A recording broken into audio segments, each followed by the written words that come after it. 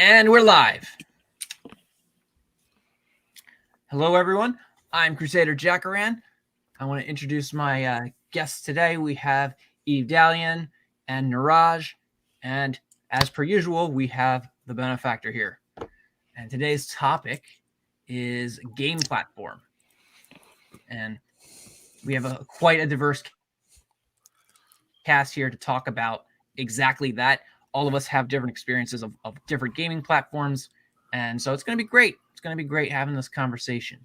I'm going to say briefly for me, I have experience playing 3.5, 5e.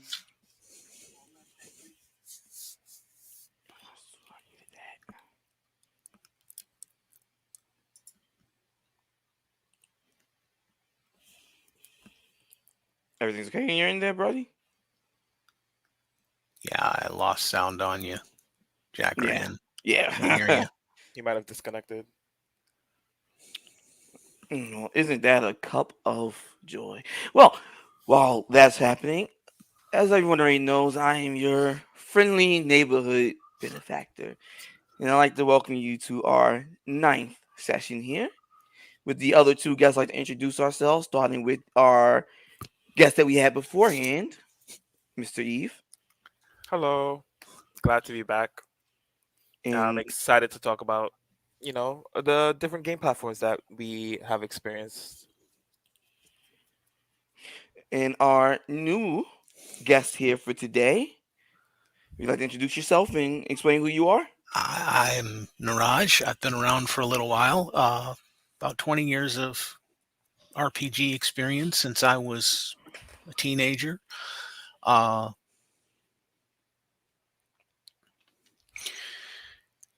Played a lot of different game platforms, not necessarily very experienced with it, each game platform. Mostly my experience runs to TSR Hobbies' other game platform called Starfinder, a much more lesser known sci-fi game that came out, developed by the same company that originally did D&D. And the majority of my gameplay experiences on Shadowrun versions 1 and 2. Nice. And that will be coming in great handy with today's topic, as we're talking about different game systems. Primarily, it would be D&D, but we'll also try to talk about the other ones, such as Shadowrun, a branch off of the D&D, which is Pathfinder and Starfinder, as well as various other ones.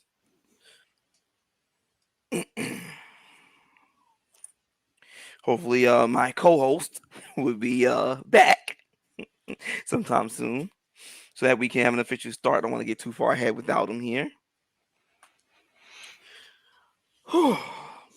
Yeah, it's kind of an awkward time to stream. I was actually a little worried about having a power outage here. It's been freezing rain the last 24 hours, and we've had power outages in several parts of the city. I had 2 temporary power outages last night, and luckily I've got power, back, but there are still several parts of the city, including places just across the street from me, that don't have power. Well, you in the East Coast or you in the Mid? I'm in the Midwest. I'm in Okay, yeah, Michigan. okay. Well, I was trying not I'm to back. say where you were, but yeah, 'cause I was like, okay, you're. Oh yeah, you're by another friend of ours. So, 'cause I'm like, that sounds like the problem a friend of ours is having, but he hasn't had an outage yet. So that's Seems like, like Armageddon is all over the place. I don't know if you heard about the explosion that happened in Ohio. Oh my, yes. Yeah, I'm luckily that I'm nowhere near it, but I'm not too far off. I had a panic attack. I had to call the immediately. I found out. I was like, "You good?" Am I back? You guys hear me? We can hear you. Oh yes, welcome back. We hear you. All right. It only took me throwing like everything at the computer for it to jump back on. I don't know what the hell that was. So where did I get cut off? You were talking about your D&D experience, and you had just gotten past D&D 1. Well, just to let you know, we started the introductions formally already and everything. So yeah, don't worry about introducing them. Cool. Well, all right. Well, what I was segueing into was Benefactor. What was your experience with dungeon? With what game platforms you have played? The game platforms that I've played majority of has been Pathfinder, Dungeons and Dragons 5e, Starfinder. I've generally just fully delved into. I know a bit about Dungeon Dragon First Edition, but I've not really gotten to get too much into it. As well as I've been delving more into the OSR scene, which is a general mix mash of like various different old school Dungeon Dragon systems. Like some of them are like much closer to first and second edition. Some of them are built around fifth edition. But so I generally dabble around in various different ones. But the ones I fully played in were those three majorly, and technically Dungeon Dragons 3.5. Awesome.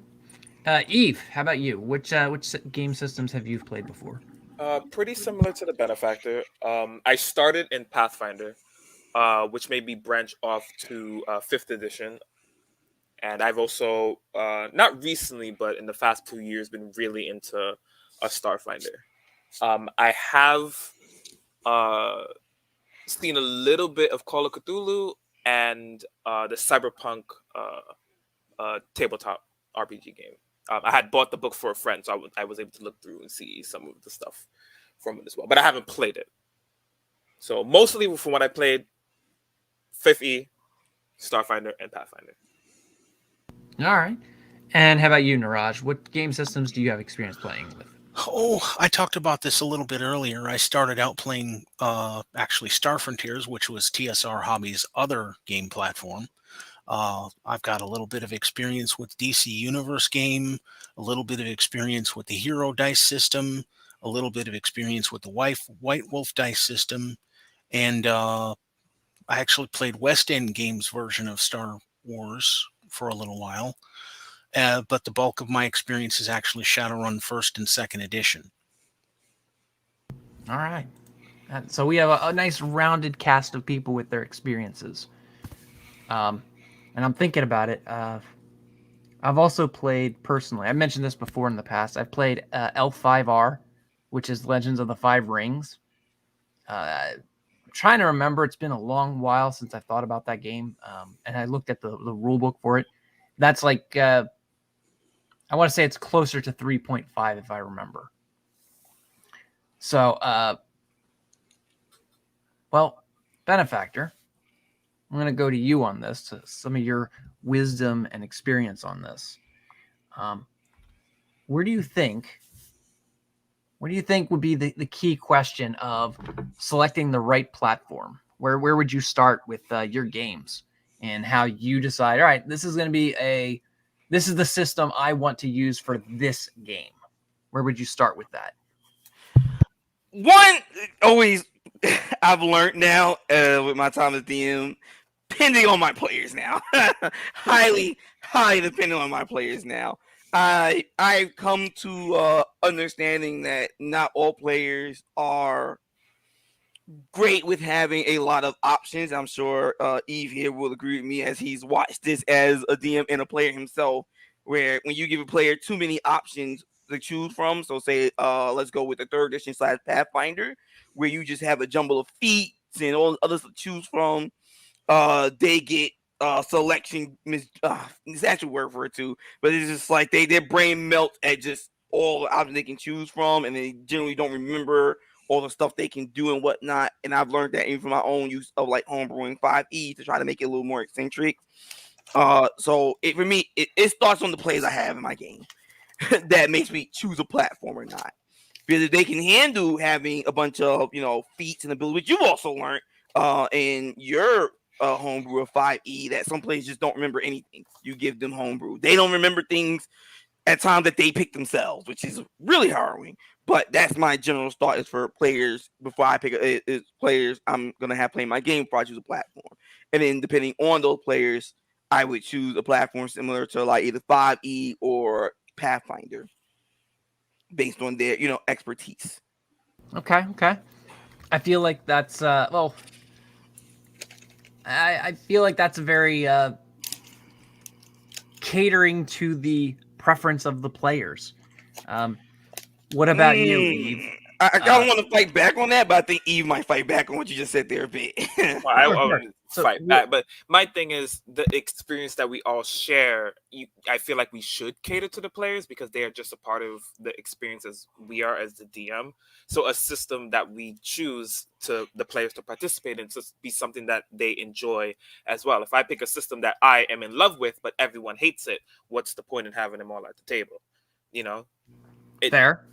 But That's fair. it doesn't create an enjoyable environment for everyone. But from a don't from I Benefactor. would say benefactors perspective, I feel like that's more of a experience perspective from a new player perspective, like a person who's just getting into a system in general and they don't know which system to choose from. I say research into the themes that the systems provide because different systems can provide a different theme. For example, high fantasy, like 5e versus futuristic and space sci-fi like Starfinder, one might cater to you more than the other. Or there's other things like Vampire the Masquerade, which has vampire sub themes and whatnot, that people might like that type of uh, gaming system. So I say look into what you are interested in and try to see if the game system itself intrigues you. If it does, then dive into it. See if you can learn how to use the system and then try to get people who might enjoy the system as well to participate in. Okay. And Nerahjj, you come at this, I guess, from the player's angle. You weren't ever a DM, right?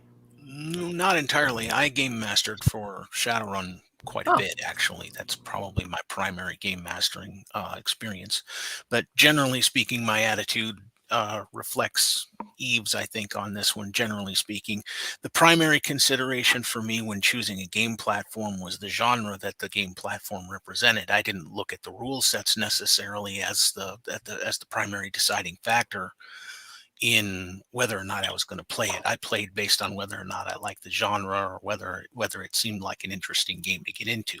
And that's part of the reason why I ended up with Shadowrun in the first place, is sitting in visiting a Barnes and Noble in Missouri, visiting family, and I spotted the cover art for the Shadowrun demilitarized downtown militarized zone game when it was new, and that caught my interest immediately. That massive war bike on the front cover there just caught my imagination right off the bat, and that was how I got started with the game. Okay. Well, reason why I said what I said a moment ago regarding Benefactor taking a more like servient approach to it is with my DMing style, I take a very authoritative approach where it's like, this is the game I'm running. You either want to play it or experience it, or you don't.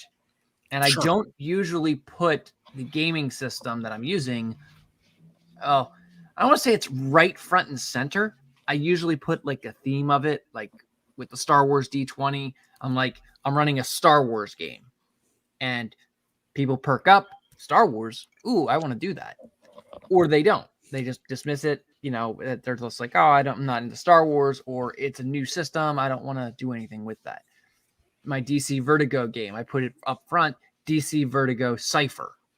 So that's my approach to it. The way you guys seem to experience it or prefer it is just sitting down with the players and talking it out with your people. Me, I more so am like, if I want to do something, I will actively hunt for the players that want to do it too. Well, I get that. I also want to say subservient. Then your misunderstanding is the fact that you put a lot of time and effort into doing it, and doing this, building the whole world, doing all the work to set up the various places they're gonna go, encounter something to do, and they're not able to actually properly play the with the rule set in the game that you're under, the system you're under, and they're just like, I was about to curse. They're just floundering around and failing and everything, and unable to fully utilize. There's no fun for anybody, because that's a waste of the work and time you put in if they just TPK. That's not fun for them because they're struggling. They don't know what they're doing. All around, it ends up tending to be a bad experience. I think you're not really looking at is the work factor and the joy factor all around for everyone. If I'm gonna sit here and do all this, the last thing I want to do is watch them just die. You know what I mean? The last thing they want to do is really sit there and just die. Me personally, while I understand where Crusader is coming from, because in the end of the day, the reason why I picked up the books that I picked up because I enjoyed it and I wanted to make stories and things with that system. So, I understand that part of it, but when it comes to it, like Crusader, you've curated a play group, so you kind of already have a feel for the type of games that the people that you want to play in the games want to play. So even if it's not consciously a decision that you're making, subconsciously you know that if you present a particular idea to the group that you curated, that it will either people will be like, "Yay, I'm in it," or I'm not being a part of that. But when you're trying to get like new people who've not experienced your DM style or your personality type or whatever, the system in itself would have to be, in my opinion, the pulling factor, and talking to the player about the system to see if they even enjoy the thing is my thing is just as important, to have an overall healthy game experience for all players involved. Because when you use the word subservient, I personally feel, yes, I am subservient to my players because I'm creating stuff for them to play. I'm creating stuff for them to have fun. I want them to have fun. Yes. So I provide that service in a sense, Right. And that's what I'm saying. Like that's, I'm not saying it as a bad thing. It's just, to me, I'm noting that as a difference in DM's approach, because where I disagree with what Benefactor was saying about his inference of my strategy. And I don't exactly agree with what you were saying too, Eve. My strategy isn't like I put it out there to my group, but I have other ways of getting players. Like I have, I go to Taking 20, his Discord. That's actually where I met. Lady Potato, was through his Discord. I put out my message saying, "Hey, I'm looking for players," and she was one of them that messaged me. That's where I met Maru. You guys know of Maru. He's in your games. So to me, it's like if I want to do a system or a thing, I go out and grab the players. Now, once I have those players, then I go through the process that everyone else does, where it's the session 0. You talk with the players about, all right, here's what this campaign's about. Here's what your character is going to experience, et cetera, et cetera, et cetera. We have a player right now in my Star Wars game who is completely new to my group. He's never been in any of my games before, and he's playing a droid. And I've had droid-like characters in my games before, but not in the Star Wars setting. Previously, you guys, Benefactor, I've had 2 droid players or Warforged players in my previous campaigns, one of them being my brother. So it's like I'm always looking to introduce new people, always looking to have to expand my group of friends and expand different players so that, like, you guys have one of my players from what is it? My one-shot with goblins. I did a one-shot with goblin campaign. One of them is in your games. I don't know what alias he's going by now, but you guys love him. Like, he's a great player. Everyone I've ever heard talk about him likes him as a player. So that's me. I'm like a mover and shaker in that regard. I like to just bring people together. But if I am running a system, I have the rules. Like, this is the day I'm playing it. If you're I'm not gonna move the date for other people. I'm playing it for me, and I want people like-minded who are going to follow me on that day or on those details.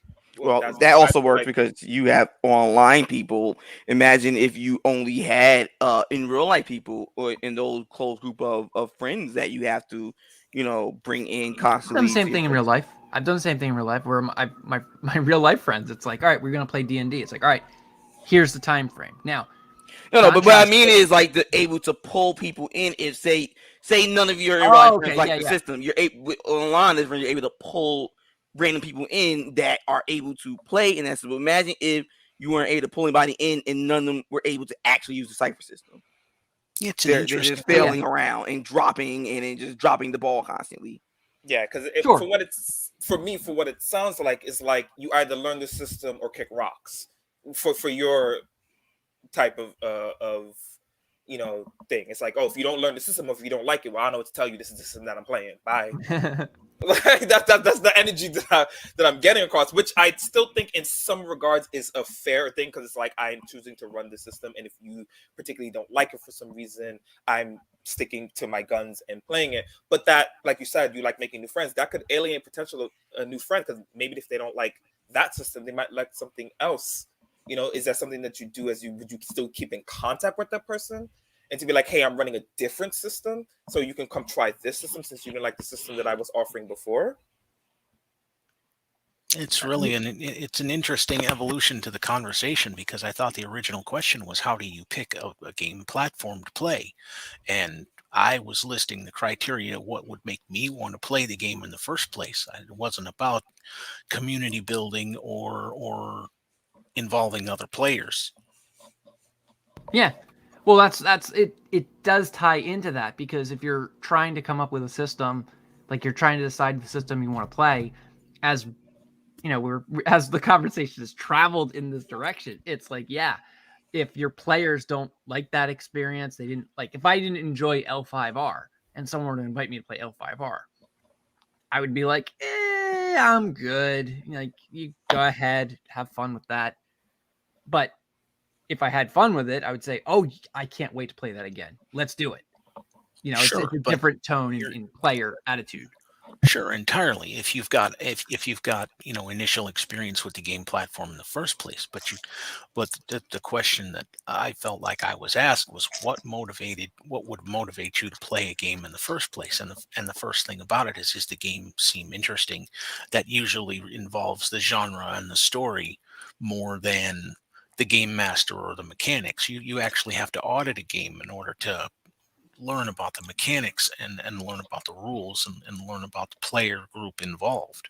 Well, that difference we're talking from the DM side, not from the player side for that point. So Sure. your point is from the player side. What will make you be interested in these game systems and playing in the game? For us, it's a little bit mixed of what would make us want to make the game, to run the game, sure, for you to join in, and what attracts us to it. I think he's referring more to the original question, like the original question, which we all then answered, and then came with a follow-up question, which made it devolve into the questions that we have now. But Nerahjj is right. The original part of the question was what makes us want to select the system, or what makes us choose a system to begin with. Yeah, it's fine. We are going to go off on tangents. That's perfectly fine. So, all right. Well,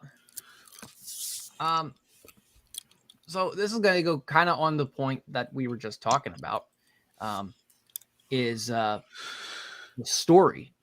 So I know in my experience, I know in Benefactor's game, both of us have kind of, with our own worlds, we have diverged off of the base platform that, say, Dungeons and Dragons 5e has created. But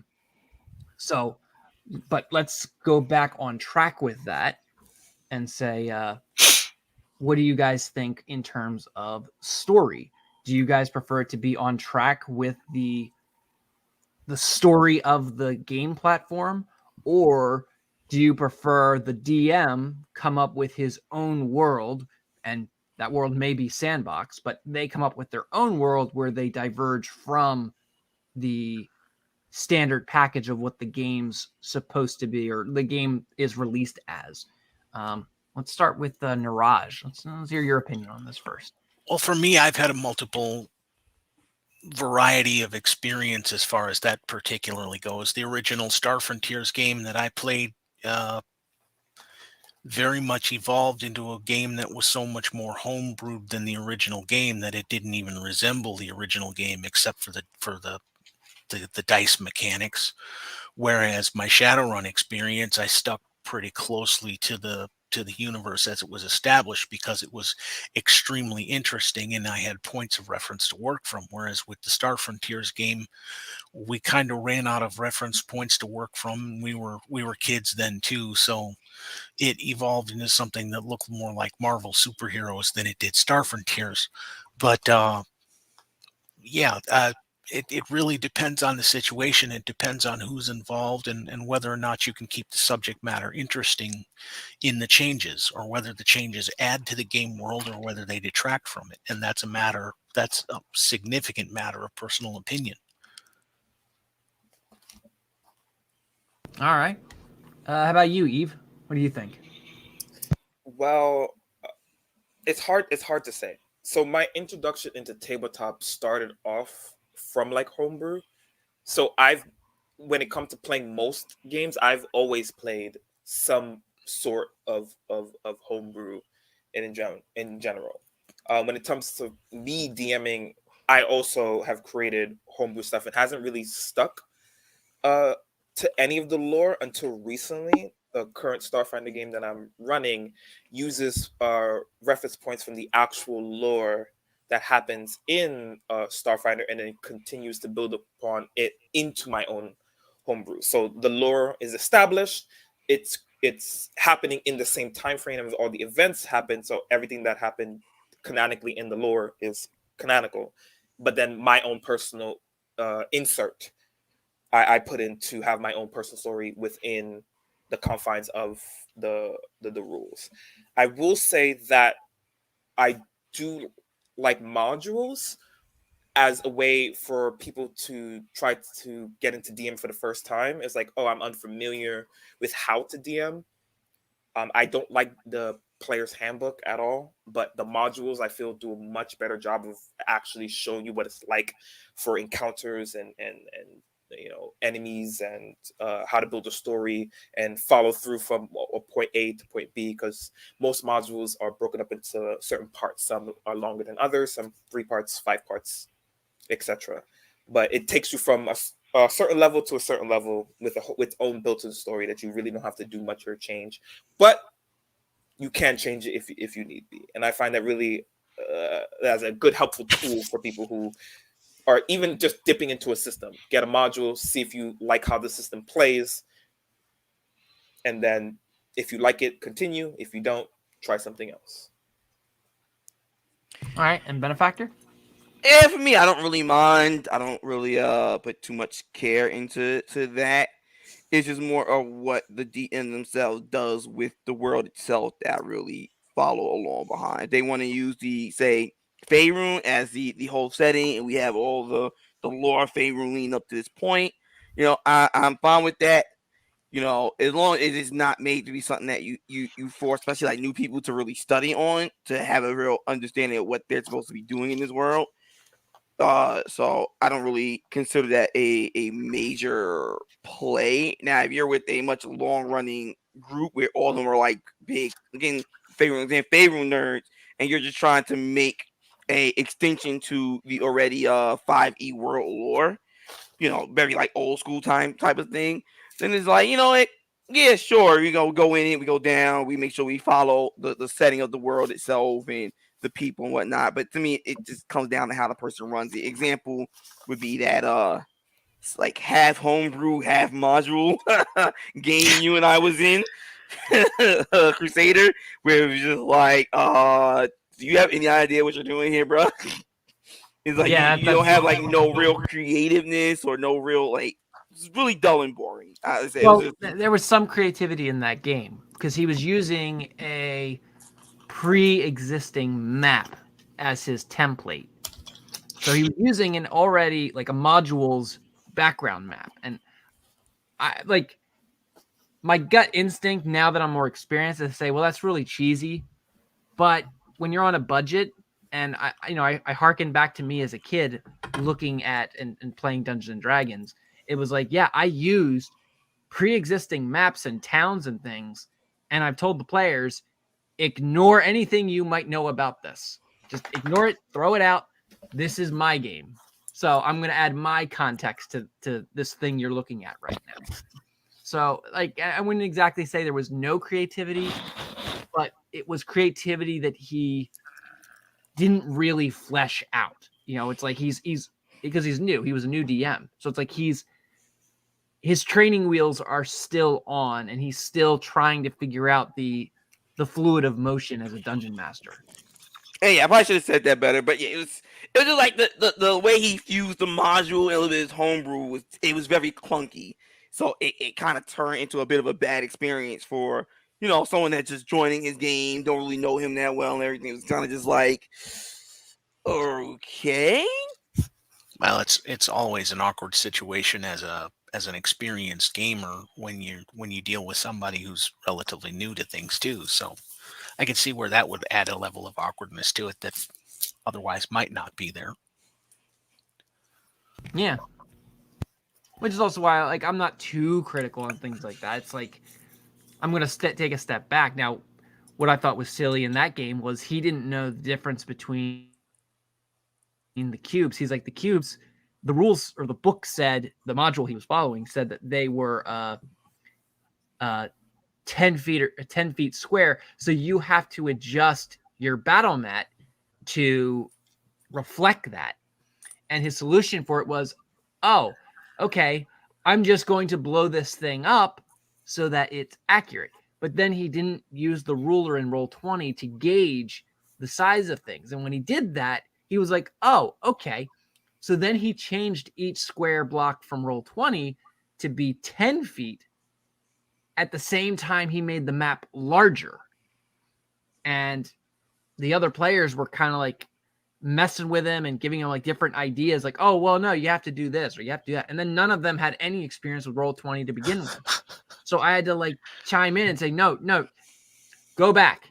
Roll20 by default has 5-meter squares. Well, if one of these big blocks is supposed to be 10 feet, I'm sorry, they have 5 feet squares. If each of these big blocks are supposed to be 10 feet, just use the ruler. Okay? 5, 10. You're fine. The default of Roll20 works with this. You didn't need to mess with it at all.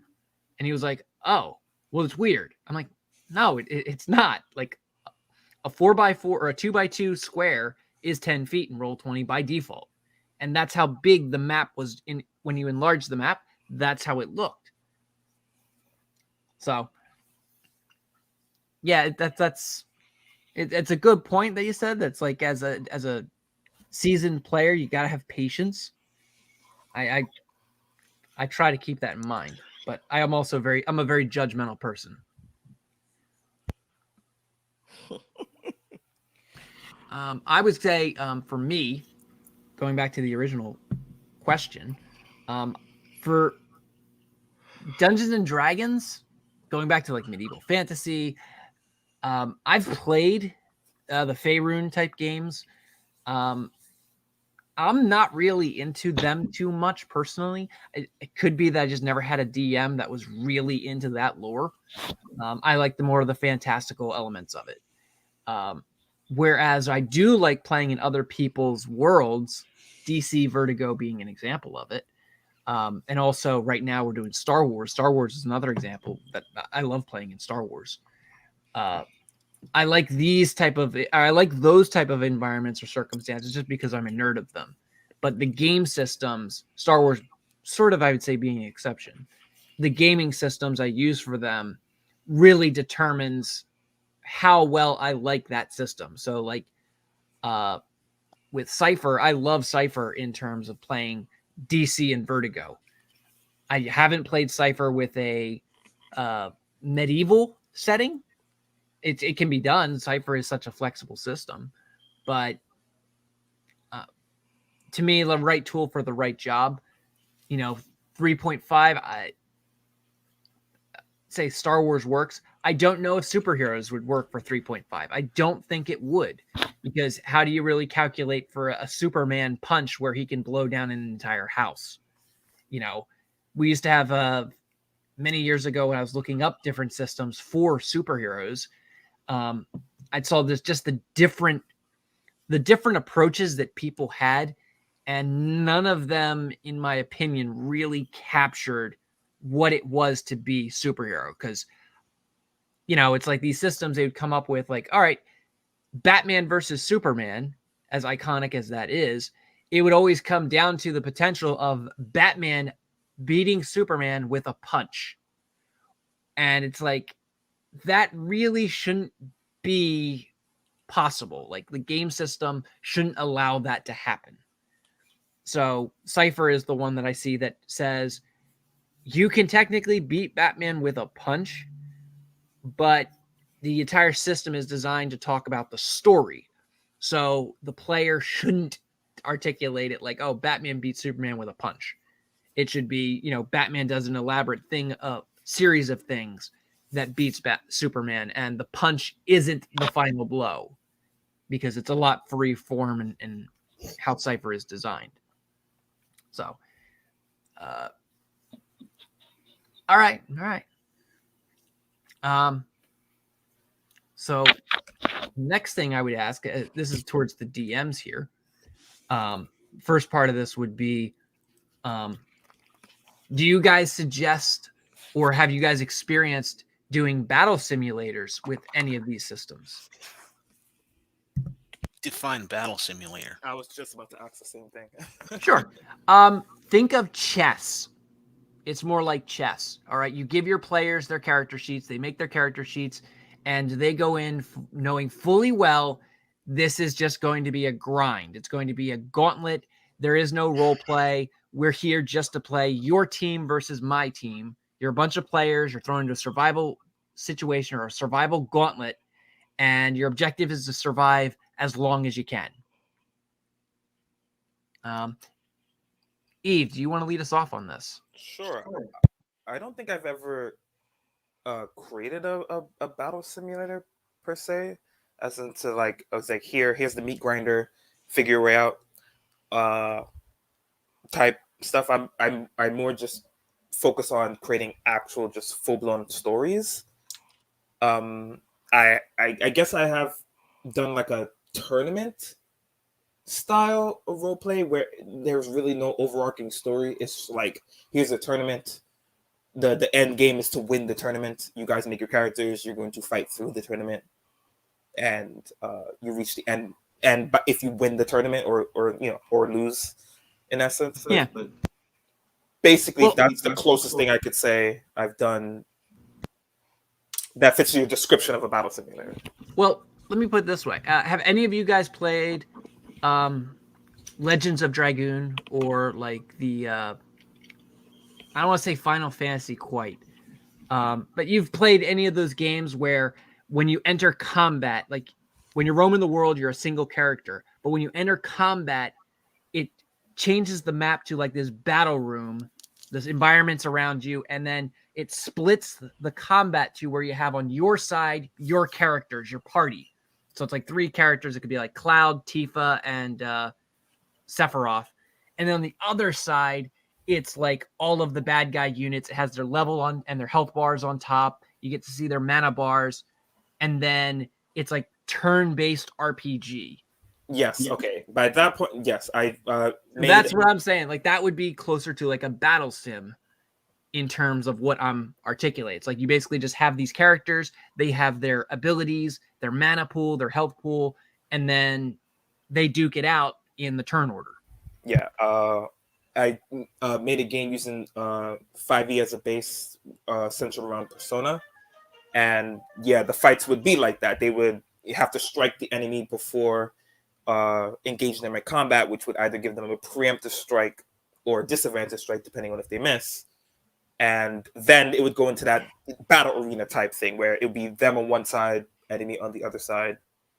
And they would have to traverse through the combat and beat the enemy, and then rinse and repeat until they reach the end of the quote-unquote dungeon. And answer that on my end, my current campaign in game system I'm running plays off of that. So yes, and everyone seems to be quite enjoying of it. So, well, I was gonna say, brief history lesson here, and Benefactor, you might know this better than any of us here. The original Dungeons and Dragons kind of worked off of that, where you had this battle map, and you had your objective was to go on. It was a grid. Your objective was to go from one grid square or rectangle, or not rectangle, hexagon, and you're supposed to go to another hexagon on this grid map, right? Well, that's the Hexmax system, and that's for overland travel. If you're talking about combat for the original Dungeons and Dragons like OD&D, it was much closer to the old let's say like Risk battle strategy war game type, where you have your unit of forces and the enemy had their unit of forces. That's how we got general like spell ranges and things like that, because those originally like cannon ranges and long range gunfires. That was the old D&D style of combat based off of the old chainmail war game system. Where you're like I said, what you're talking about is actually the hex map grid system, which is what I actually use for overland travel. That's what it's used for. That's the overland travel map, where hex could be like 8 miles, or it could be generally 8 miles. I think, remember correctly, is around the average most people use it for, but it could always, sorry about that, be different distance sizes to cover, and it's usually filled with different terrains.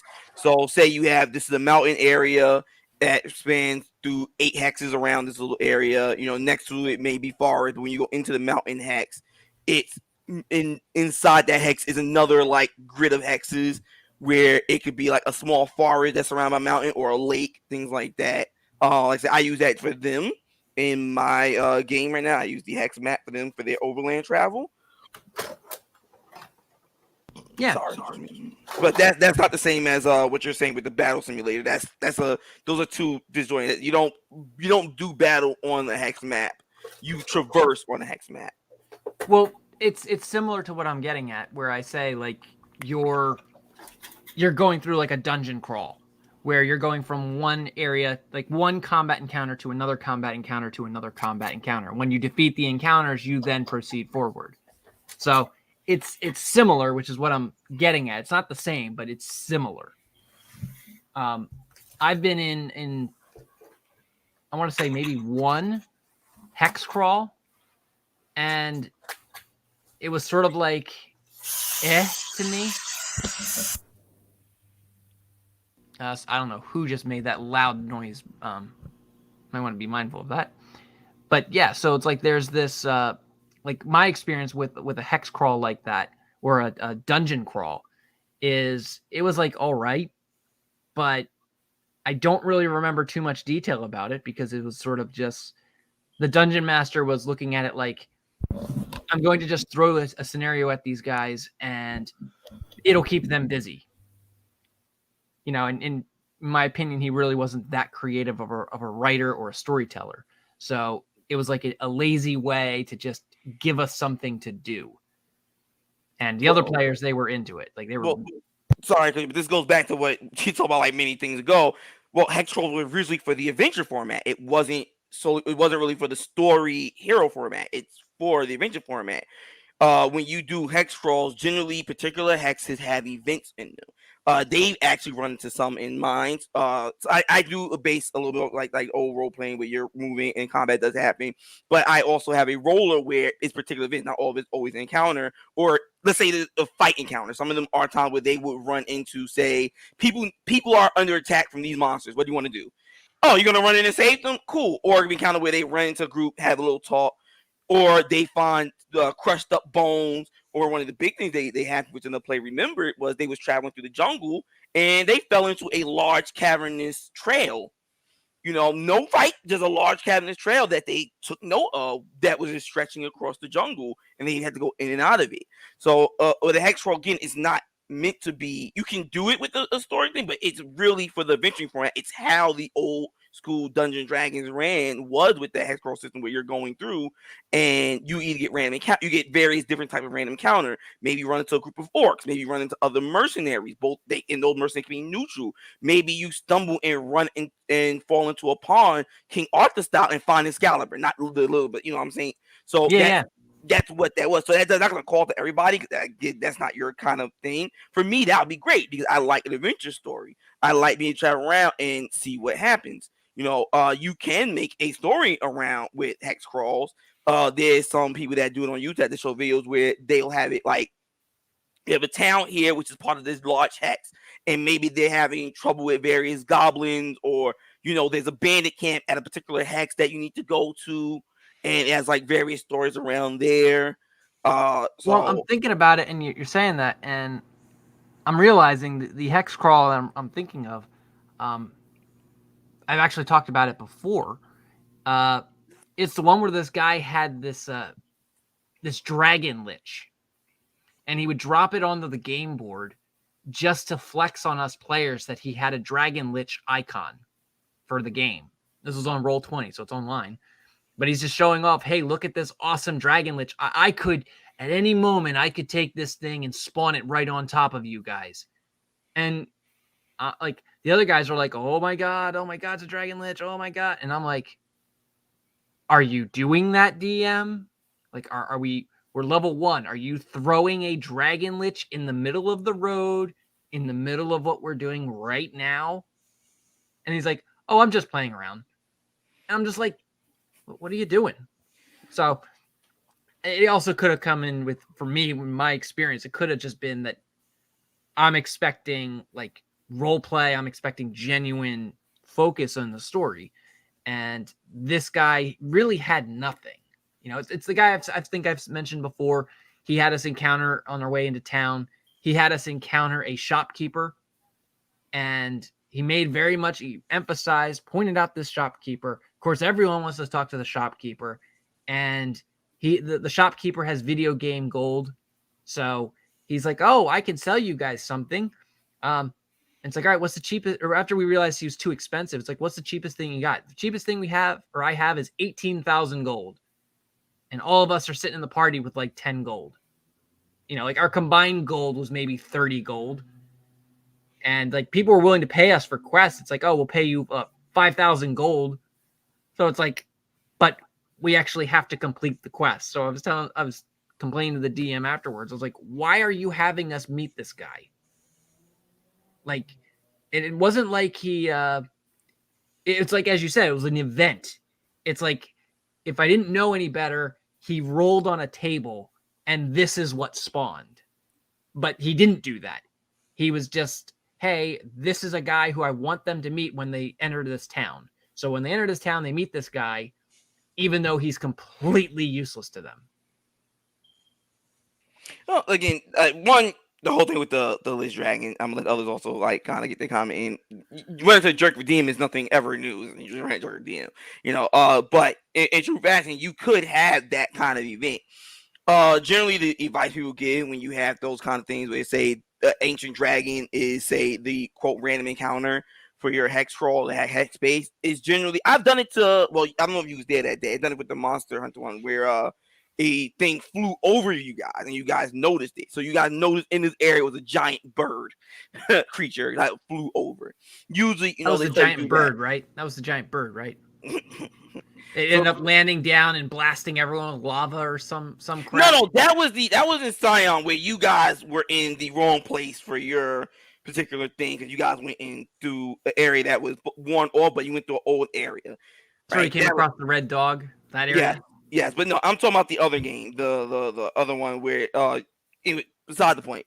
It was one where it flew over you guys. A different game where it flew over you guys, and they took. This is where my friend Kimchi came and played in. And flew over you guys, and I took notice of that and tried to hide from it so it didn't see you guys. Oh right. I remember. All right. The other, so things like that is something that does relatively happen. So now the other thing with the whole blacksmith or weapon shop merchant, it depends. It depends on how the person wants to write the narrative for it. It may not be that you guys meet him to buy something from him now. It's that you guys meet him and that you guys build that relationship with him, and he's the guy you're going to go to buy stuff or sell stuff to. It's something to build a relationship with. That just depends. Again, I'm not thinking for him. For me, if I was going to have you guys meet, say, a weapon seller or a merchant who you guys can't buy from yet, it's so you can establish that relationship, so that when you do get, you know where to go to, you know where he is, you may have his contact, is to build up that repertoire with this person as a real being and character in the world, and not just NPC sitting here.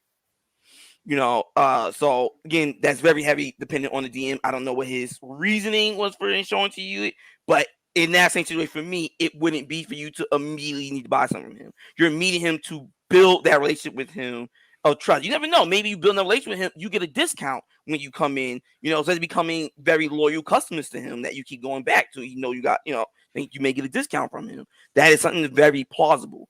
So I wouldn't just write or be like, oh, we can't afford anything right now, so why the hell are we meet him? That doesn't make any sense. It could be for something further down the line. Yeah. And well, that's one of the things, like after that game, when I spoke to the DM, I was like, why'd you have us meet him? And he was like, well, because I wanted to show you guys what you guys could buy. And I was like, that's it? Yeah. He could have given us a quest or something. Why would he do that? It's like, ah. Yeah, as a dungeon master, I'm biting my tongue like, hey, Nerahjj, do you have any experience with these types of like battle simulators or anything like that? Have you been a player or have you dungeon mastered a game like this? The closest I've ever come to that kind of thing is individual sessions of like Starfleet battles or what do you call it, BattleTech, where the game is designed to be that way, where you're just, yep, here's your character, we're going straight into it, let's go kick some booty. Beyond that, no, not really. Most of my other experiences are with story-based role playing.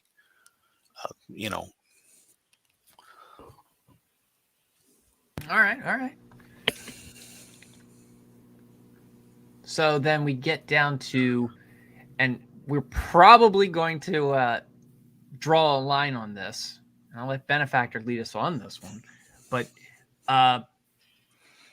RPG versus, say, the MMO RPG. Would you say we should divide those two for like gaming system? Or would you just say, yeah, it's all RPG. It doesn't matter if you're the MMO aspect of it doesn't really matter. Oof. That is a yes.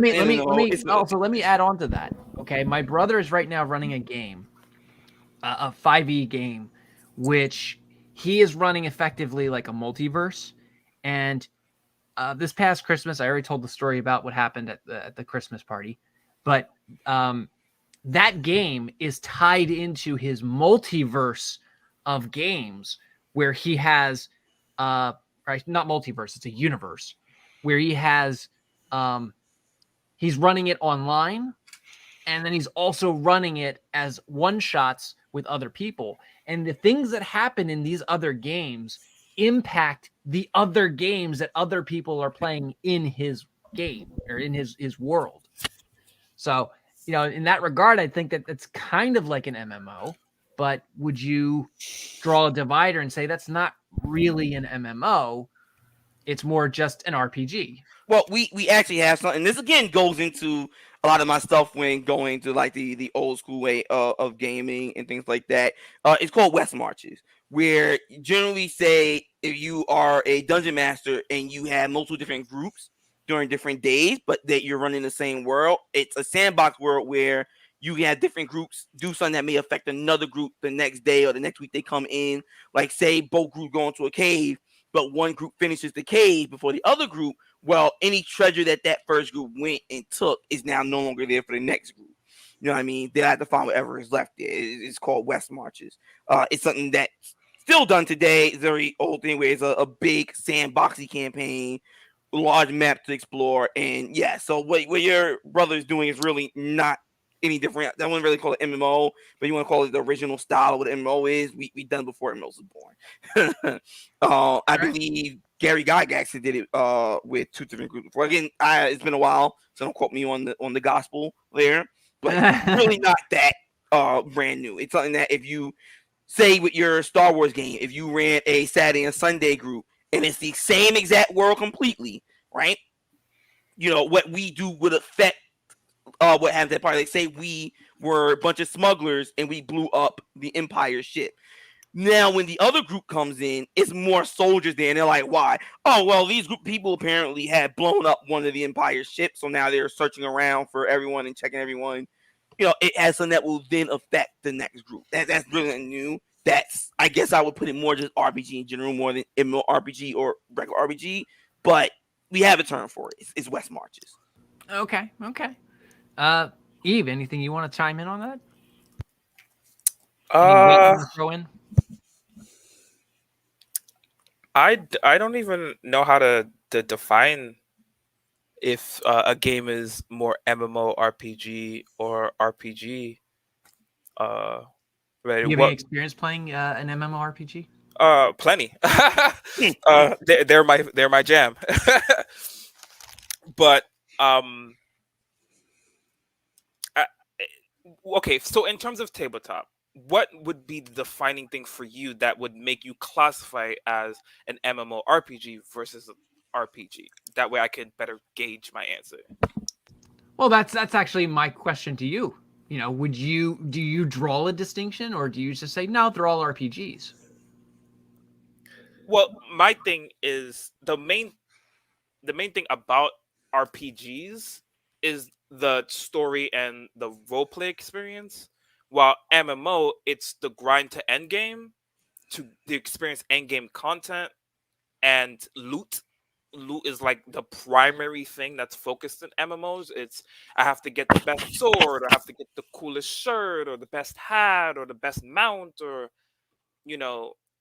And I feel that's more of a player mindset rather than a DM mindset.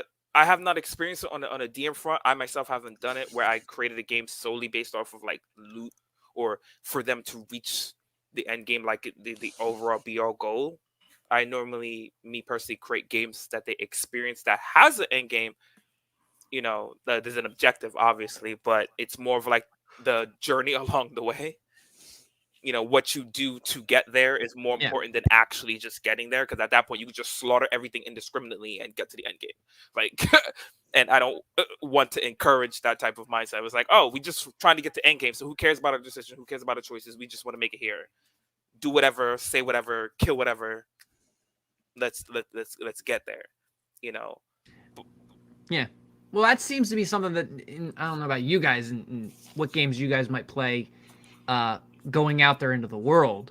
You know, I know in Benefactor's game, he doesn't give me that vibe. You're talking like you don't give me that vibe. Nerahjj, how about you? Would you draw a distinction between like an MMORPG and RPG, or would you just say, in terms of tabletop, it's all just an RPG unless specified otherwise? No, I think I actually draw a distinction between the two of them in that, I've had role play experience playing in an MMO in the form of our days of playing Star Wars Galaxies, some time in one of the Conan games, uh, and a couple of other places. And yeah, I think the persistent world of an MMO adds a visual element that I'm not used to in my RPG days, because most of my RPG time was what you guys call theater of the mind, rather than playing with an actual map and tokens and what have you to have visual aids.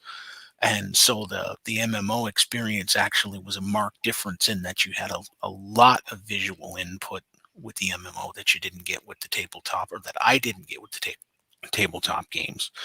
Plus, there's the whole persistent world thing where, no matter what you do in an MMO, the respawns are going to happen. And so, your story doesn't move in the same way, I think, in an MMO as it does with the tabletop games. I mean, with the tabletop games, technically speaking, by your character's experience and by the story, you are the center of the universe, and most of it revolves around you and what your group is doing.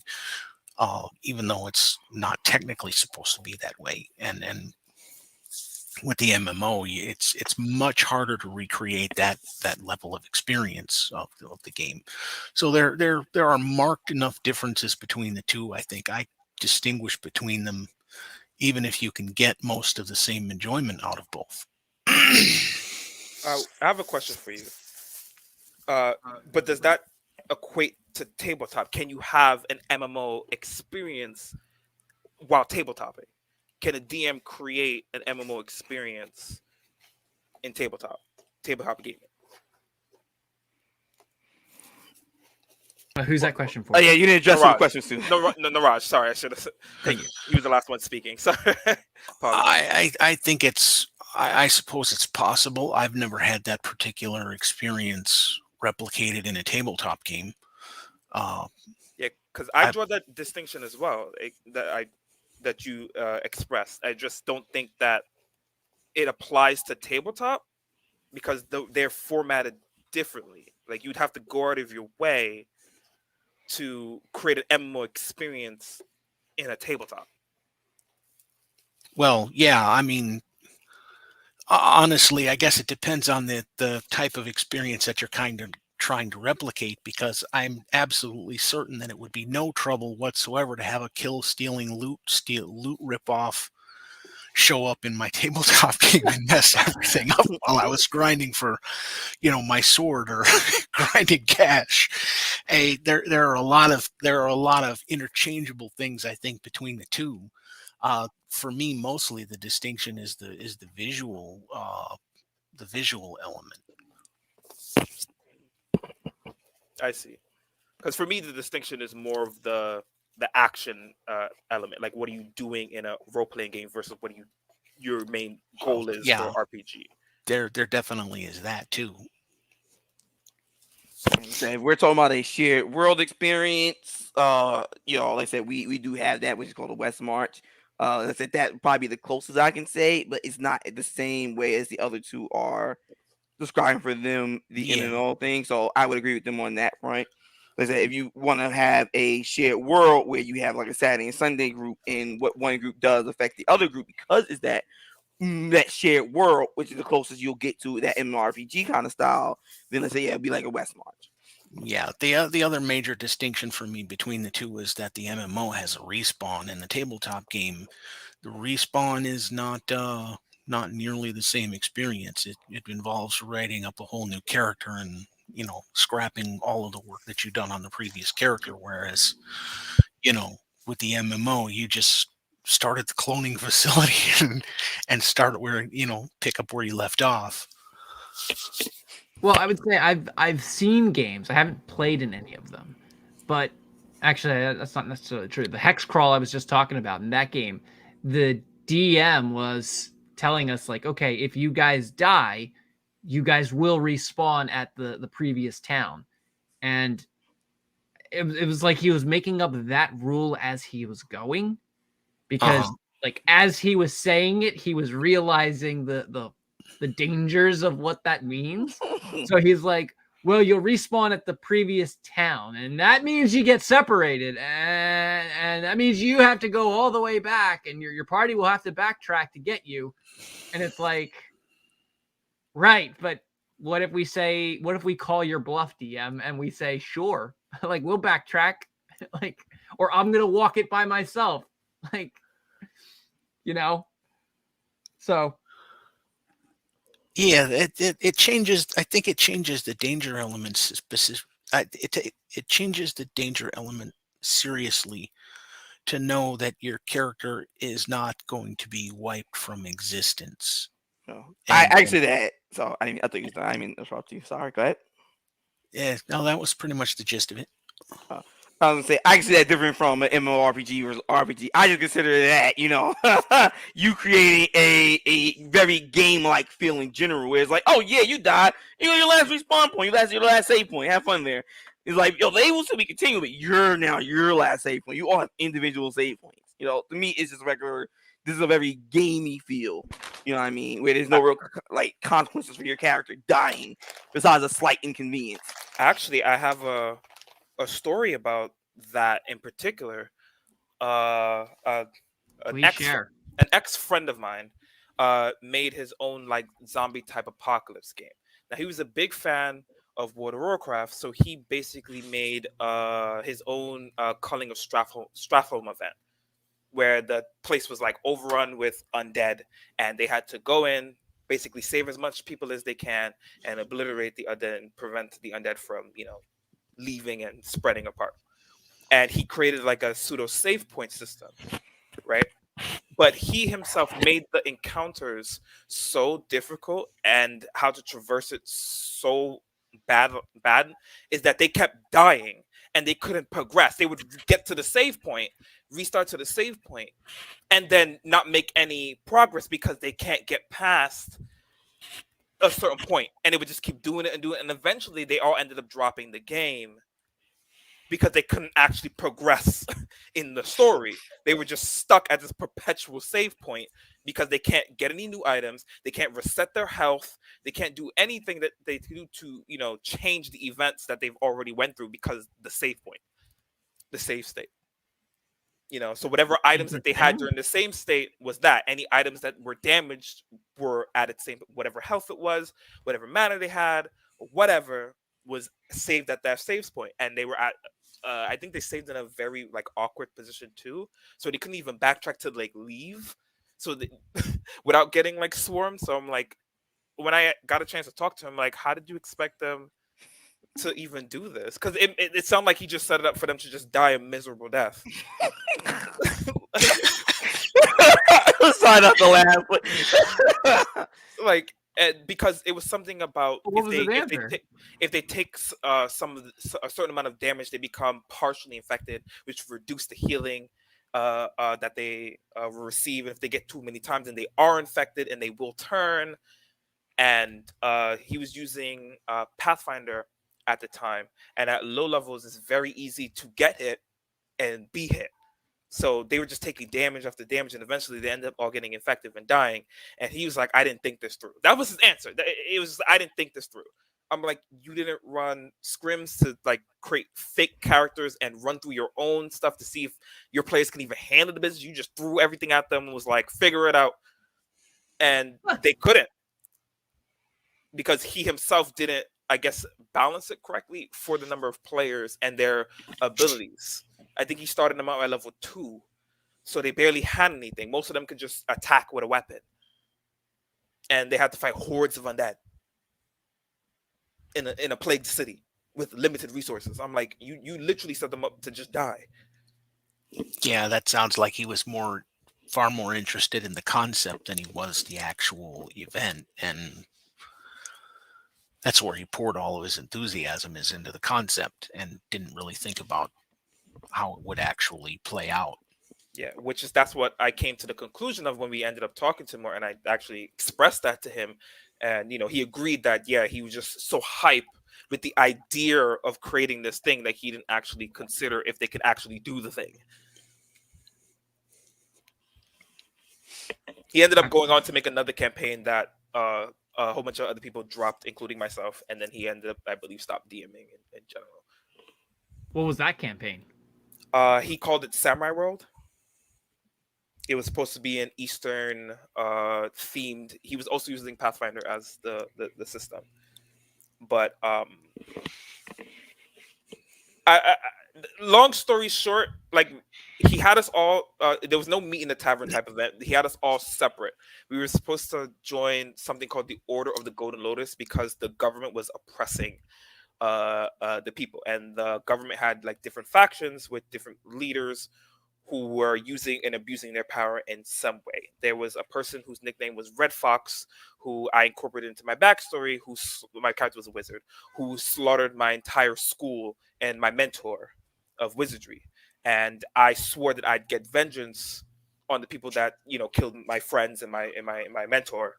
And I heard about the Order of the Golden Lotus, and that the reason why I'm in the city because I heard that they're here. So we were all supposed to meet because of that. Like, we were all wronged in some way by this oppressive regime, and he did everything in the power to like keep us separated. And then the two people who did get together got accosted by like the people, and then he didn't let me know that they were mage hunters. So the mage hunter people kind of pressed me about it, so I had to finagle that whole situation, only to get kidnapped and forced to play a game where they tried to steal all my money. And when I successfully showed them that I have really good talents and skills, they was like, all right, work for me, and then we'll let you go. We won't kill you. Only for me to not only succeed at the job that they asked me to do, succeeded in such a way that they got all the things that they wanted and didn't know. The people who were trying to apprehend them didn't know what was going on. and the person vouched for my magical prowess, like, oh, this guy is good, we could use him, and still wanted me killed anyway. So I was like, my character leaves the city. He's like, where would you go? Like, I don't know. They told me to leave the city or I die. What do you want me to do? Like, I don't want my character to get killed. I finagled my way through every situation you put me through. I finagled themselves kidnapping me. I finagled themselves trying to steal my money. I even finagled the forced mission that they put me on and succeeded in giving them exactly what they wanted, and they still want me dead. So what do you want from me? So I left the city. So I never end up meeting the party. One of the players, she work related reasons, she couldn't come back, and the two people who got accosted by the guards was like, yeah, we're not really having much fun, and that was basically the end of that campaign before it even really got off the ground. Wow. All right then. Yeah, that's a game master issue for sure. All right. So then my next thing I'm going to say is, how about, I don't know if any of you guys have this experience. I have, I would say, a lot as a child, because I spent a lot of my time as a kid outdoors. But do you guys have any live action role play experience with any of these type of systems? No, never did any LARP. Yes and no. So nothing official. So I never went to a LARPing group and participated and LARPed outside. But me and my closest friend, we used to create stories and voice them over the phone and create characters. It kind of like sparked my creative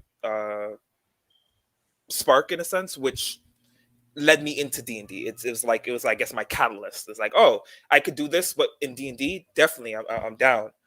But at times we would meet up in person and pretend to be the characters using sticks and stuff, and we would act out the scenes in person. But that's like the closest thing. Nothing like official where I've like gone to actual LARPing. Yeah, same here. I didn't do anything official. Just from props of playing swords and cowboys and things like that in the backyard. The few times we went to the Renaissance Fair, my family and I, we would, it's like, oh, we have all these toy swords and guns and things like that, and armor and shields. Like, yeah, we could put some of this together, and boom, we have our paladin, and we have our mage, and we have our rogue. But I was curious if any of you guys had any experience with that. How about you, Benefactor? Do you have any experience with live action roleplay? With any of these type of systems that we just got done discussing? With any type of systems? Nah, not in that sense. No. Overall, general LARPing, not like in a major like scene thing like that, but small things with friends here and there, both in high school and college. Like I don't know if Eve remembers this. We all made our own fictional characters and kind of had small LARPing sessions after school at random time. It was like a big constant thing. We had those type of things in college. Wait, which fictional characters? Because we made quite a few. That's exactly there. Exactly. No, but I don't. What I'm saying is that I don't remember us actually like physically LARPing them at times. That's why I'm like, I can't remember all their names because like I don't want to like mix the wrong ones together because we did it multiple times. It's like it happened. It happened. That's when it happened. Now, so we were also huge card game players at the time, Yu-Gi-Oh in particular, and where Benefactor used to live, there was an empty plot. And at the time, the anime series Yu-Gi-Oh GX was airing. So we saw the empty plot. We was like, oh, we're gonna open up our own dual academy there. We started making plans. We was writing how to do that, and we was thinking up our own like uniforms because there was a Cypher red, Obelisk blue, and Ra yellow to determine which rank you were in the school. We were trying to come up with our own, and who would be the head counselor, or the teacher, and that was a little fun doing. Yeah, you guys came up with all kinds of you're kids, so you're gonna come up with all kinds of just really creative ideas, and I relate a lot with what you said, Eve, where it's like Dungeons and Dragons helped capture that imaginative spark, that creative idea that you had. When we were kids, my brothers and I, we would like trade off in our own Dungeons and Dragons format. We used to have what my brothers would call the military game. And one of my brothers, he made a Gundam game, which we had pen and paper and we had little damage counters to count like how much HP, how much armor you have. And then we had these, they had written some of these rules down, like how much stats your Gundam or your vehicle had. And then there's these rules. We had rulers and things like that to use to gauge how much movement your character could make. And we had all kinds of systems like that. And then also with the live action perspective, we used to do, growing up when I was a kid, we used to love Soul Calibur was one of them. And the other was Super Smash Bros. So we would be out in the yard playing Super Smash Bros. And I would typically be the ref. So I would let my friends beat the hell out of each other with my swords and guns and all of my toys. Like I had this bag, this huge freaking bag that I would pick up and bring out, had all of these things. It had like boxing gloves in it. It had just everything. And I would let my friends just have at it, go through it, pick a toy and select your player or select your character.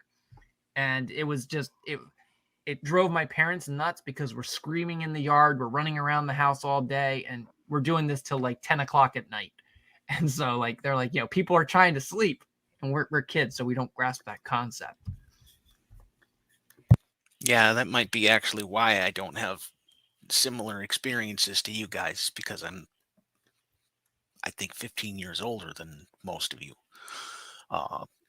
So I had the Generation X outdoors experience. It was bicycles and superheroes and baseball and sledding, most of the typical cultural activities that kids would do before there were video games and Yu-Gi-Oh cards. Yeah. Hey man, I used to be a Power Ranger. Just saying. See, I used to be a Power Ranger too. It's just more of, I didn't have experience or have like the multiple friends. I had more of I was more isolated as a child. So more of the things that I did were to myself. It was not until junior high school did I really get a chance to like make actual friends and then do things, like that in that regard. But my childhood was pretty much, I guess, like Nerahjj's. Even though we didn't grow up in the same era, my parents were more having me go through that.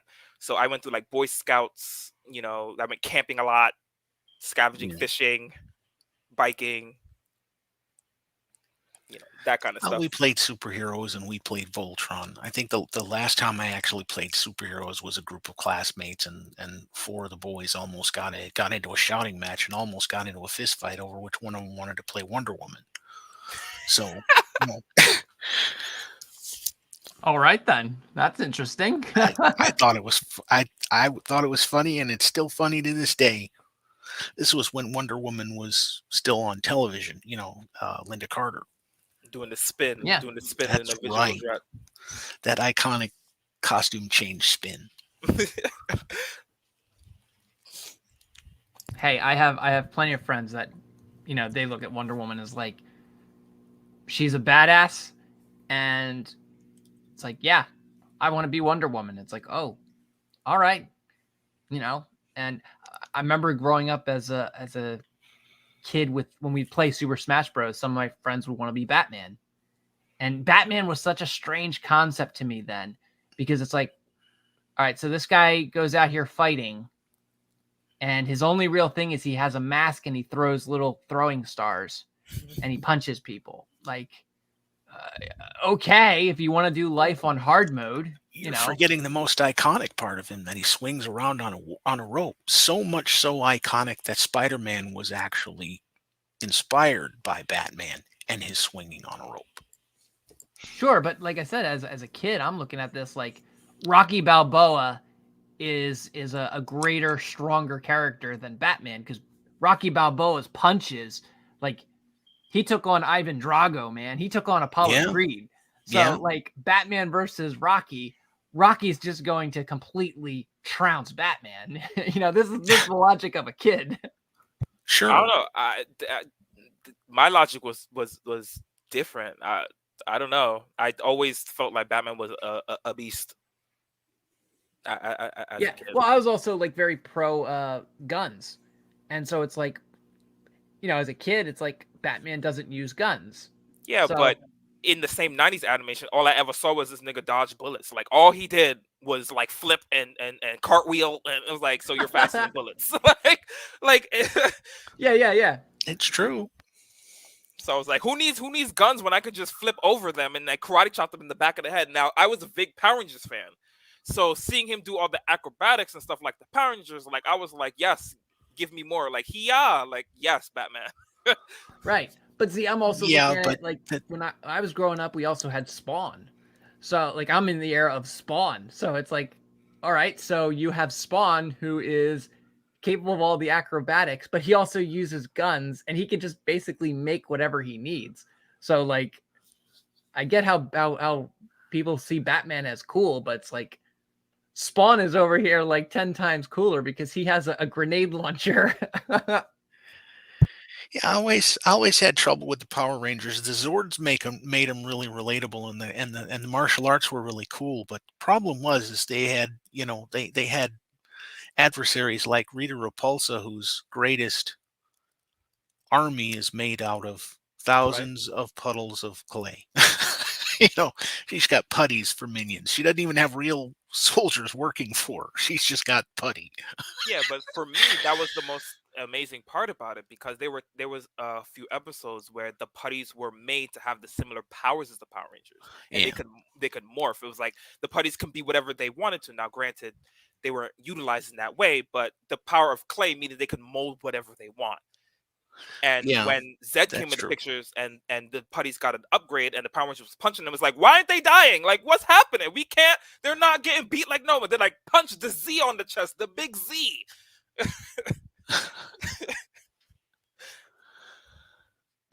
All right. Well, I want to circle back around to the main topic on hand. Benefactor, you've been quiet here. So with Pathfinder, okay, what would you say was your best experience with Pathfinder? My best experience with Pathfinder is telling everyone let's group up and kill the skeletons, and then watching everyone scatter to the 7 winds like the Dragon Balls as I get jumped. All right. Eve, what's your best experience with Pathfinder? And try not being tainted by that experience. If you want me to skip you for a moment, like we'll come back to you if you want. If you want a moment to think. The experience that the Benefactor is talking about has come from a campaign that I was running, and it's going to be from the same campaign. So it was during a particular boss fight per se. A dungeon that led into a boss fight. So the dungeon had a bunch of undead zombies that they would fight, ranging from skeletons to undead rats to ghouls, but they were all in moderation, and it led them to a boss fight where there was one of each type. So by this point, they were familiar with each of the enemies that the necromancer summoned. He summoned one ghoul, one rat, one skeleton soldier, and I forgot what the last one. So the players, knowing that how these creatures behaved, formulated the strategy, and one of the players decided to go against that strategy and end up getting caught out, which caused the boss to basically TPK the whole party. And they were begging me, all of them were begging me, like, can we do the last reroll? Because the boss was like at 2 HP.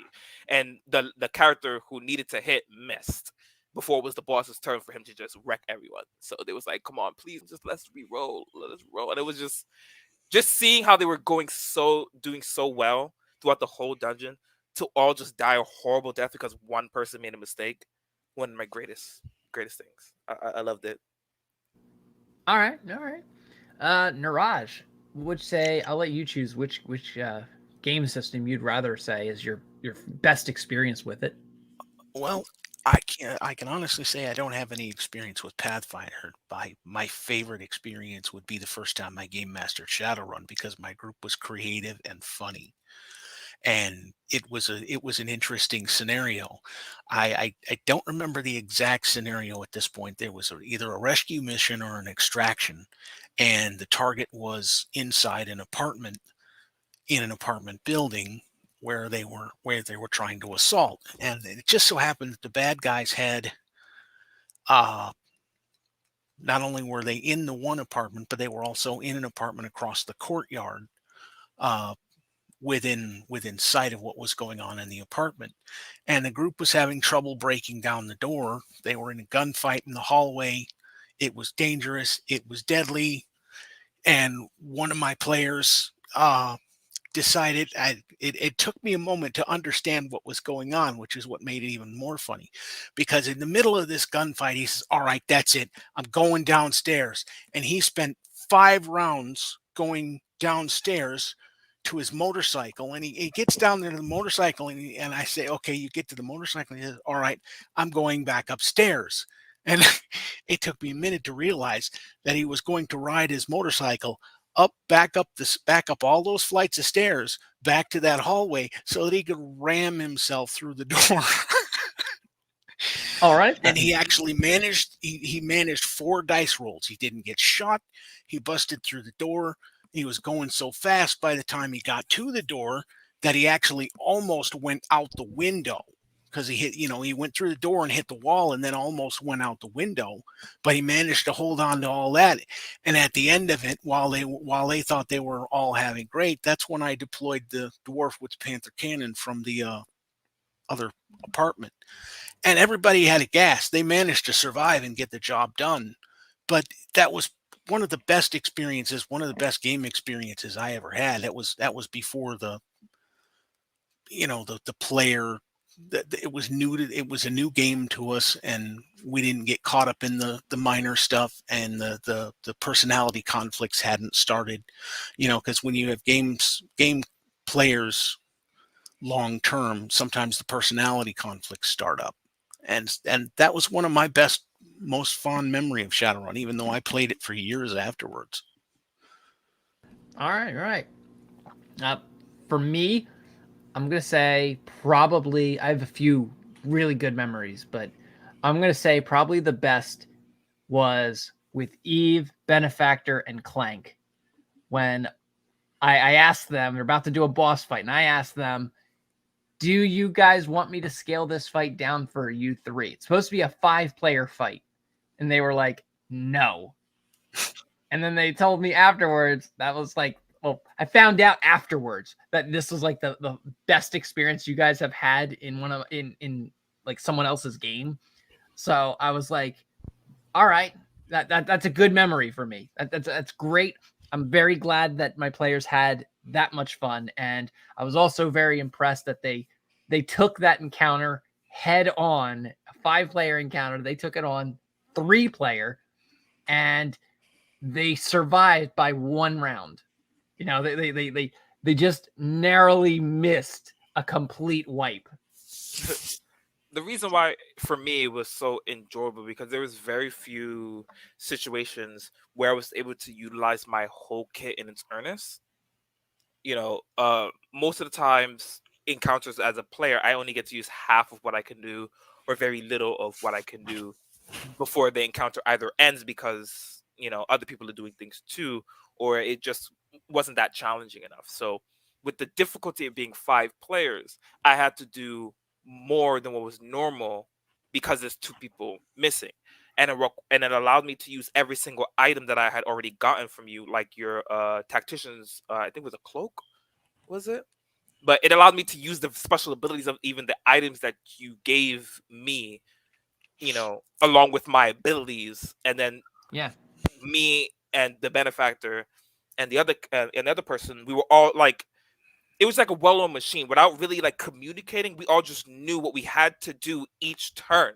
It was just seamless. So it wasn't get bogged down. It felt really fast paced. It felt really the intense, like, it was like, oh, one mistake, we're gonna drop. We have to really be on our shit. Pay attention to what this guy's doing. This guy's fearing this one. This one's making this one afraid of bunnies permanently. And it's like, it was just chaos. I remember that. So Fight the bunnies. Run from the bunnies. I forgot what phobia it was. He was like, you have permanent bunny phobia, but Yes, it was like it was the actual name for it though. phobia or something. Yeah. Well, for me, it was the fact that I had teammates. I believe it. Yeah, in that game. Oh yeah, there is that. You've had that experience many times where you didn't have teammates. More time than should be allowed, but yes. So this one, my next question might be a little bit more. Might be a longer-winded answer. We'll start with Benefactor. What would you say is your worst experience with a system of your choice? I'll let you choose which system, like which game platform you were playing, and what was your worst experience with it? If you want, I'll come back to you. If you want, no, it's not that. It's like right. it would be under 5e, which I have no issue with the 5e system, and all around it's all right as a purpose. Worst experience is me trying to pick which of the two, but I guess the biggest one that just really just made me like sent me off is just everybody already knows this story. Not gonna go too deep into it. Just I turned into a gun. I turned to a gun. Boss fight. I turned to a gun. It's like, okay, this is what we're doing. Okay, but I can say so many different experiences. It's all within 5e. But again, I don't blame the system for that. All right. Nerahjj, how about your experience? I'll let you choose the system. Generally speaking, it was my Star Frontiers experience, actually. With as wonderful as that time was, I had a game master that didn't respect me as a person, and that the same thing with Benefactor. It wasn't the game system; it was the people involved that made it a bad memory. When a game master disrespects everything you think of and everything that you can do, and generally throws you into impossible situations, there isn't really there isn't really much you can say or do about it as an experience. It's just something you got to kind of walk away from, and that's what I ended up having to do, is just walk away from it, which was sad, because those were times that I actually had cherished up until that point. But once the game master decides he doesn't think much of you, there isn't really much that you can do. Yeah. How about you, Eve? Is there a horrible experience you've had, either as a dungeon master or as a player? Not from the system in itself. The system tends to never be the root of the problem when it comes to those kind of things. But if I want to say my least favorite system that I've played, I would personally say 5e. So I started up from Pathfinder, and Pathfinder gave me a lot of options and a lot of things that I could play with the feat system, how extensive it was, because at the time I think there were like 4 or 5 books minus the core rule book. So they had like, each book had like 20 plus feats added to the already feats list that was in the core rule book. So I had a lot to play with, and then subclasses and third-party classes and alternate versions. It's just a lot for me to consider, and I liked that. I liked that customization, and then I went from that to 5e, and I'm like, oh, okay, so that's it. That's all I get. I don't get to my subclass. That's where my choices are. Okay, and I just get that. It felt really lackluster. You went from Halo to Doom 1.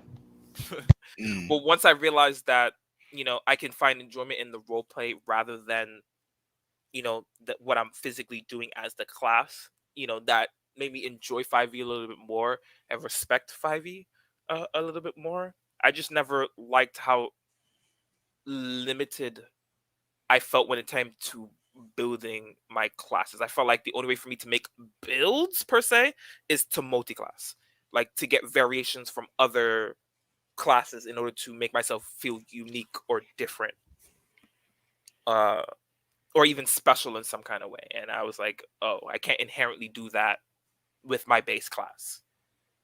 But like my worst experience as a player in like a story, yeah, Samurai World, that was pretty annoying, and I already explained the story, and it was just like I felt like I was being targeted at that point, because I'm like, I'm succeeding everything that the DM is throwing at me, and then they still want me dead, and I'm like, so I'm just gonna leave, like, you know. Okay, all right. It felt like no matter what I did, no matter how I tried to finagle the situation, no matter what skill trick I made, no matter how I talked, or he was dead set on them killing me. I couldn't sway them no matter what I did. Well, in my experience, my first time playing Star Wars D20, that is probably one of my worst experiences with a game system, and it's part of why I try to be very lenient with my own game system whenever I run a game. I had an issue with it because of how Star Wars D20 works. You have your regular hit points, but they don't ever increase. All right. Basically, they take your Constitution score, like in regular D&D, you have your strength, dexterity, Constitution, intelligence, wisdom, charisma. But whatever your Constitution score is, that's what you call your wound points. So if you have a high Constitution score, you have a high wound count. All right. Then you get, if you're wearing armor, you have the stat called damage reduction, which any wound damage you take, it subtracts that just directly. It just chops it right off. All right.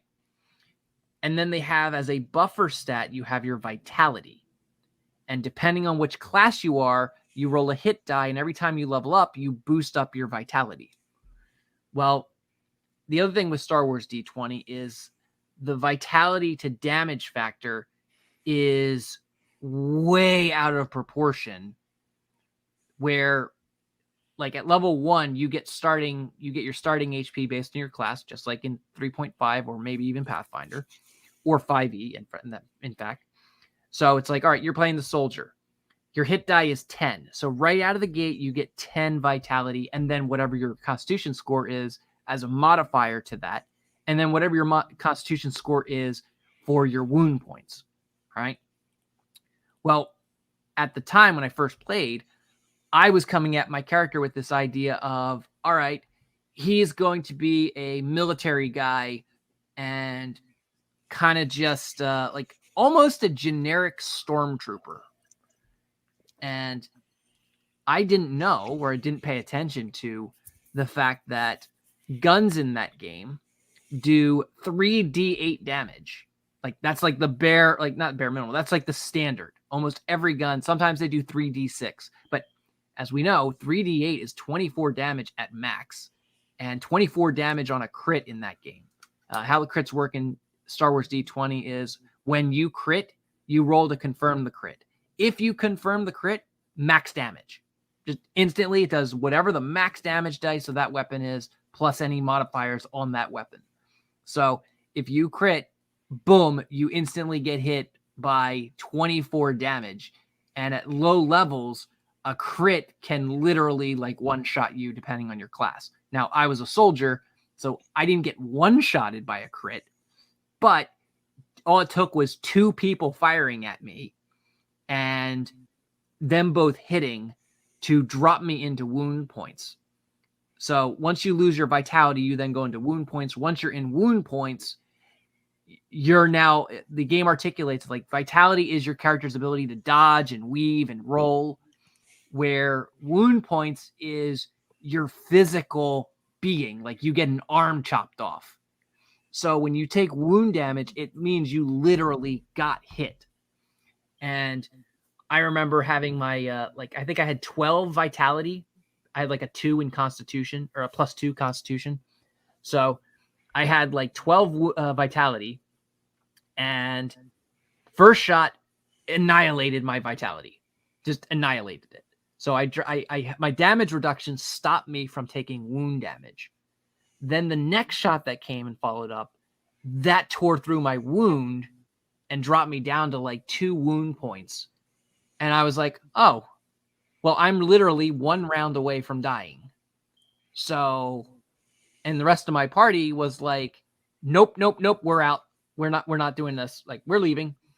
And they basically just left my character to die. And I had no idea why. I'm like, well, like we're here fighting for the rebellion, and my own team is just like, we're done. Like, we're out. Bye. Yeah, that sounds like a session of Shadowrun, actually, where it didn't matter if you were a brand new character with a brand new minted sheet, or if you were an experienced character with a whole lot of karma and a whole lot of development. You could die just as easily as that because you only got the condition monitors, and that was 10 points. That was one of the things about early Shadowrun that was, I think, it was part of the reason why it was so attractive, was because you had to play smart. It was a game where you were supposed to have to play smart anyway. Some of the game mechanics would definitely need to be adjusted to make it a little bit more dangerous, but generally speaking, you could die at any given point if you got into a firefight in a Shadowrun, and it didn't matter what your level of experience. It barely mattered your level of armor. You had to play smart, and you had to use cover, and you had to not necessarily be a bullet magnet. Yeah. And I mean, my hindsight being 2020, I had no idea of cover. I didn't know the rules of cover. The DM didn't feel the need to share any of that information with me. And so it was only like 2 years later when I decided to pick up the book and read it from start to, or cover to back. I was like, wait a minute. This fucker could have told me, hey, you would know to take cover. That's an option for you. Take cover, hide, duck. Yeah. He was just like, what do you do? Like, gee, thanks. Like, I told you, I've never played this system before. I don't know anything about it. Which, you see that in my style. Nerahjj, actually, all 3 of you guys have played in my games. You see that with my style from like level 1 to 6. It's the training wheel period. And I know, I think Benefactor, you've taken issue with me using that term before. But it's like I use that as the training wheel period to help guide the players. Here's the rules of the game. Here's what your character would generally know. So they kind of get an idea as to how I'm going to dungeon master them, especially through a new system that they aren't familiar with. And I've had several people tell me that, oh, to level 6, that's way too far. And it's like, no, in my experience, level 6 is when you should have a good grip, generally speaking, how the system works. If you need more than level 6, then you have some sort of special circumstance going for you that it's just not getting through your head. This is the general flow of this system. This is the general flow of how the game is going to be played, or how the game is played.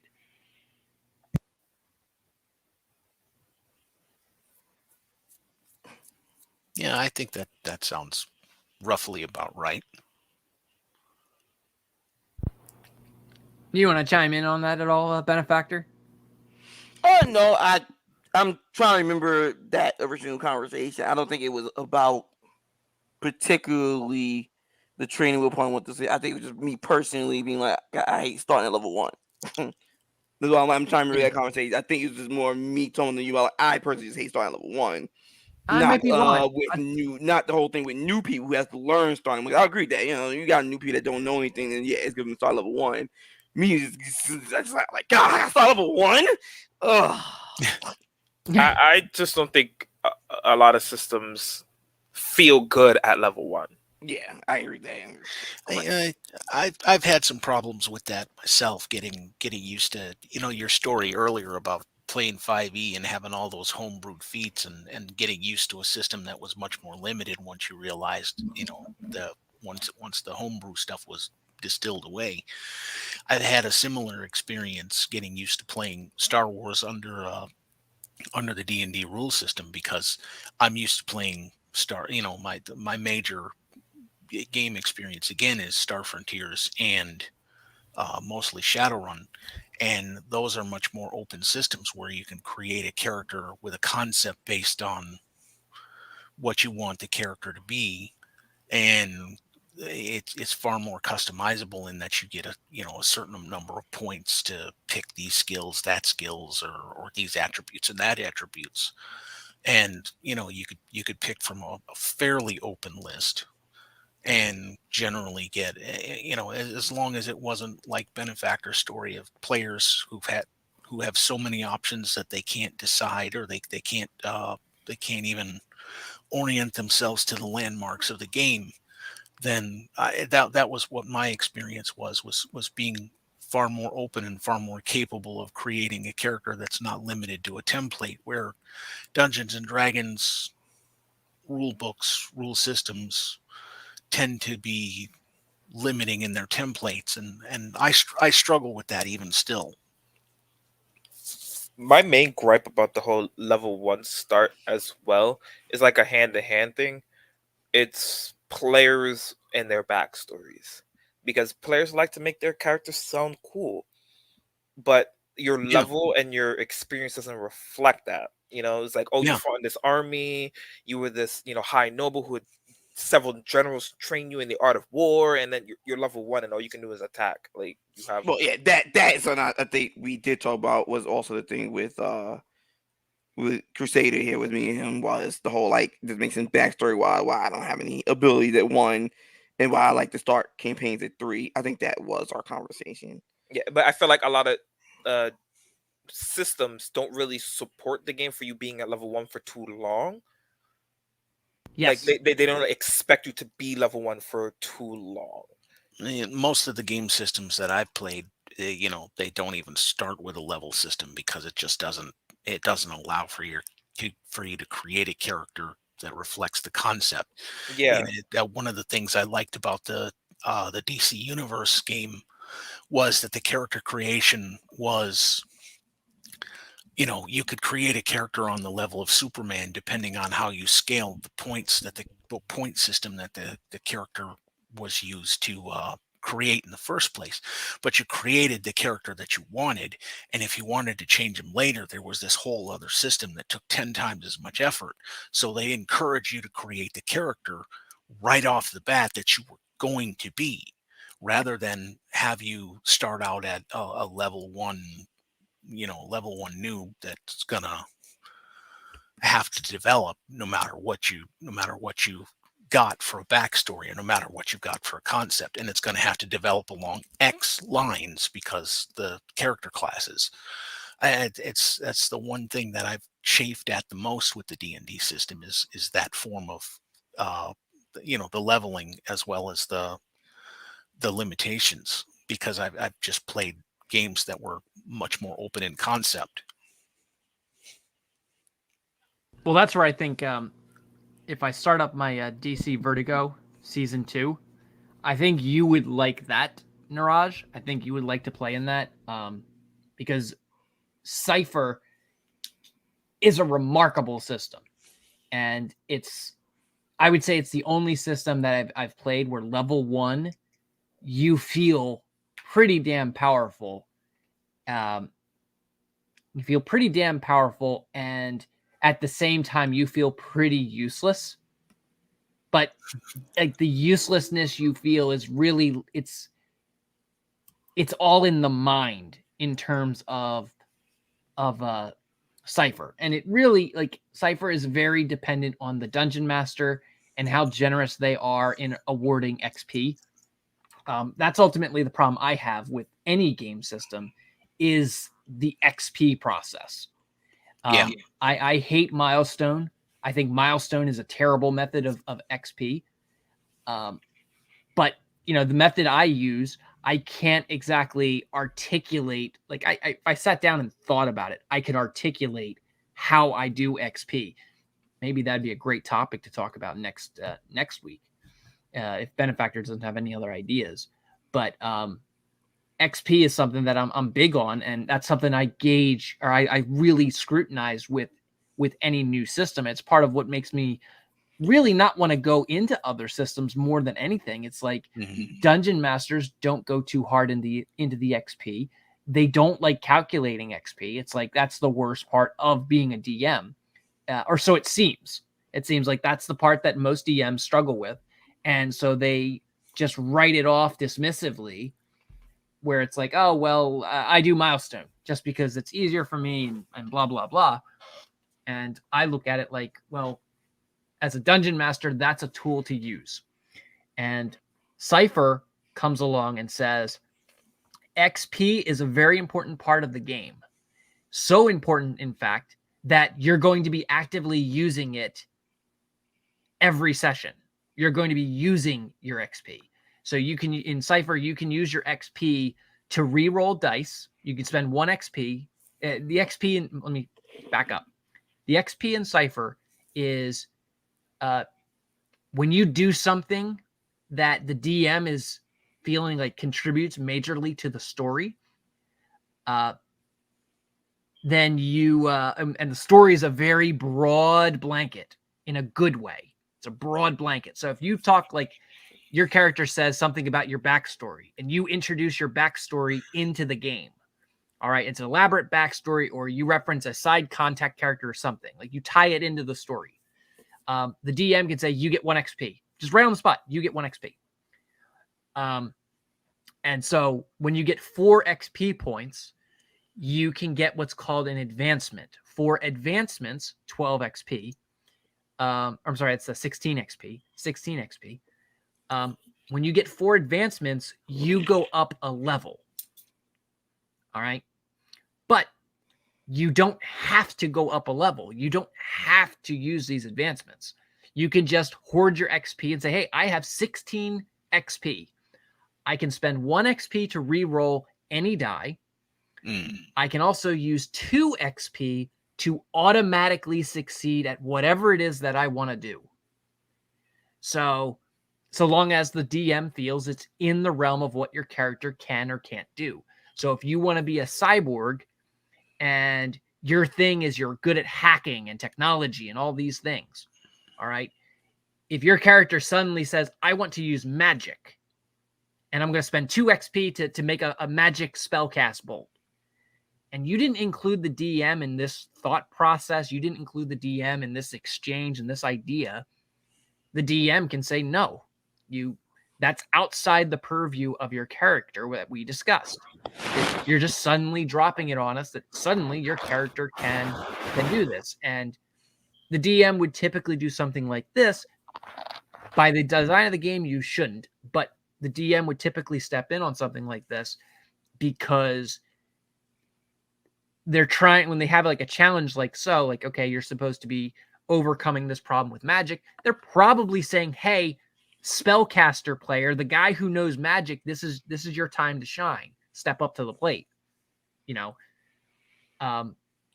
But like I said, the XP system of Cypher was designed so that you could choose to make your character beefier and stronger and get all these cool abilities. But you could use those abilities anyway or make up your own abilities just by spending XP. And it made it so that the players, and another thing you did if you how to gain XP was whenever you rolled a nat 1, you could choose, they gave what's called a GM intrusion. So the GM can then step in and take control of the circumstance. Now you can deny the GM, you can spend 1 XP point and tell the GM, no, I'm not going to take the GM intrusion. Which the GM intrusion, as I said, it could be a good thing or a bad thing depending on the circumstances.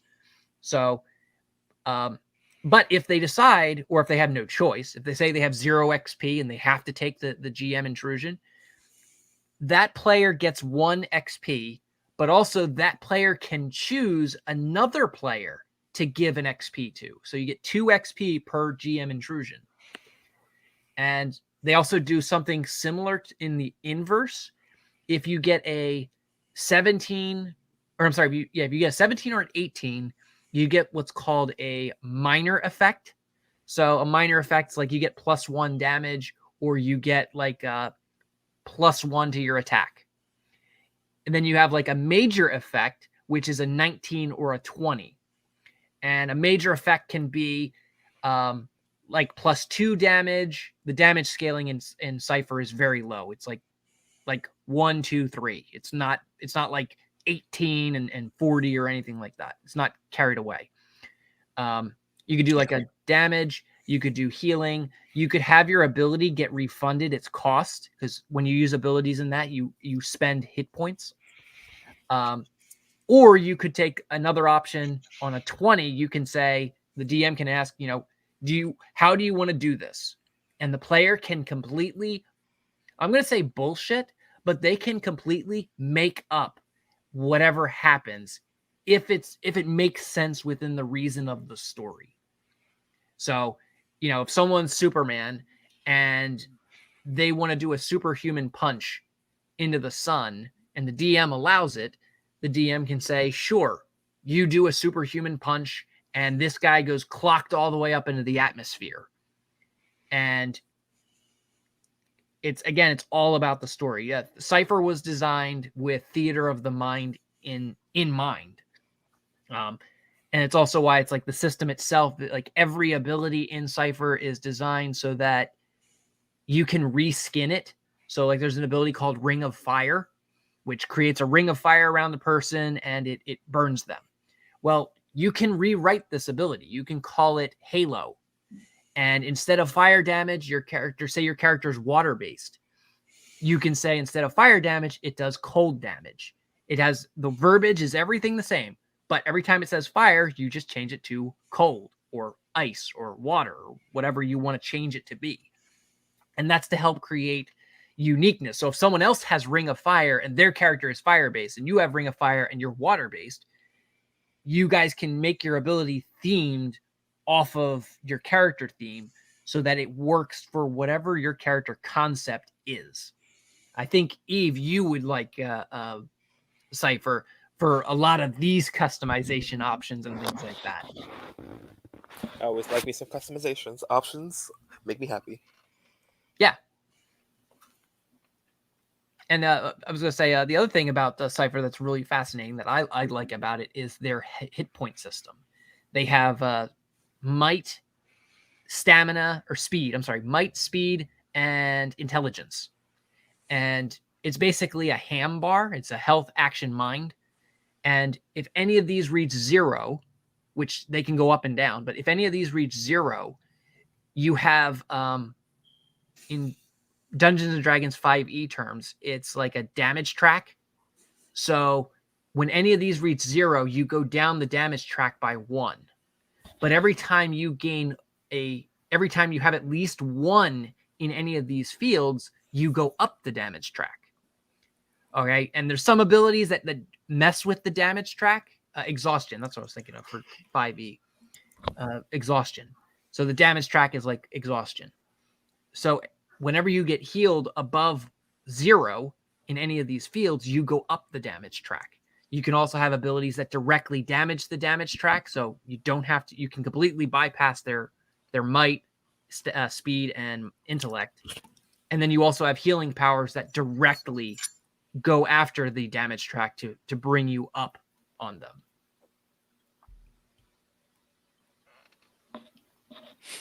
Yeah, I could spurg about Cypher all day. And when I first found out about the system, I was very skeptical and suspicious of it. But having run a campaign of it from based in DC Comics and Vertigo, I was like, okay, I really like this system. This is a really, really fun system to work with. There's some things in it that I think are often and janky, but that's probably, I want to say it's probably my favorite system to date. Out of every game system I've played, it's my favorite. Well, I have different things that I like from different systems. What I recently started to really like is how Starfinder handled their HP system. So it's broken down into 2 things. There's well, technically there's 3. There's temporary health, stamina, and then your actual hit points. Your That's stamina, like Star Wars D20. Okay. yeah, your stamina takes the first hit. If you have temporary health, that gets damaged first, then your stamina, then your hit points. But they have a third track called Resolve. Resolve is like your inner grit, right? You technically will not die in the game unless you have 0 resolve. So once you go hit 0 stamina, your health has to then hit 0, and then your resolve also has to be at 0. When all 3 of those things are at 0, your character dies. But you can use your resolve to replenish your stamina.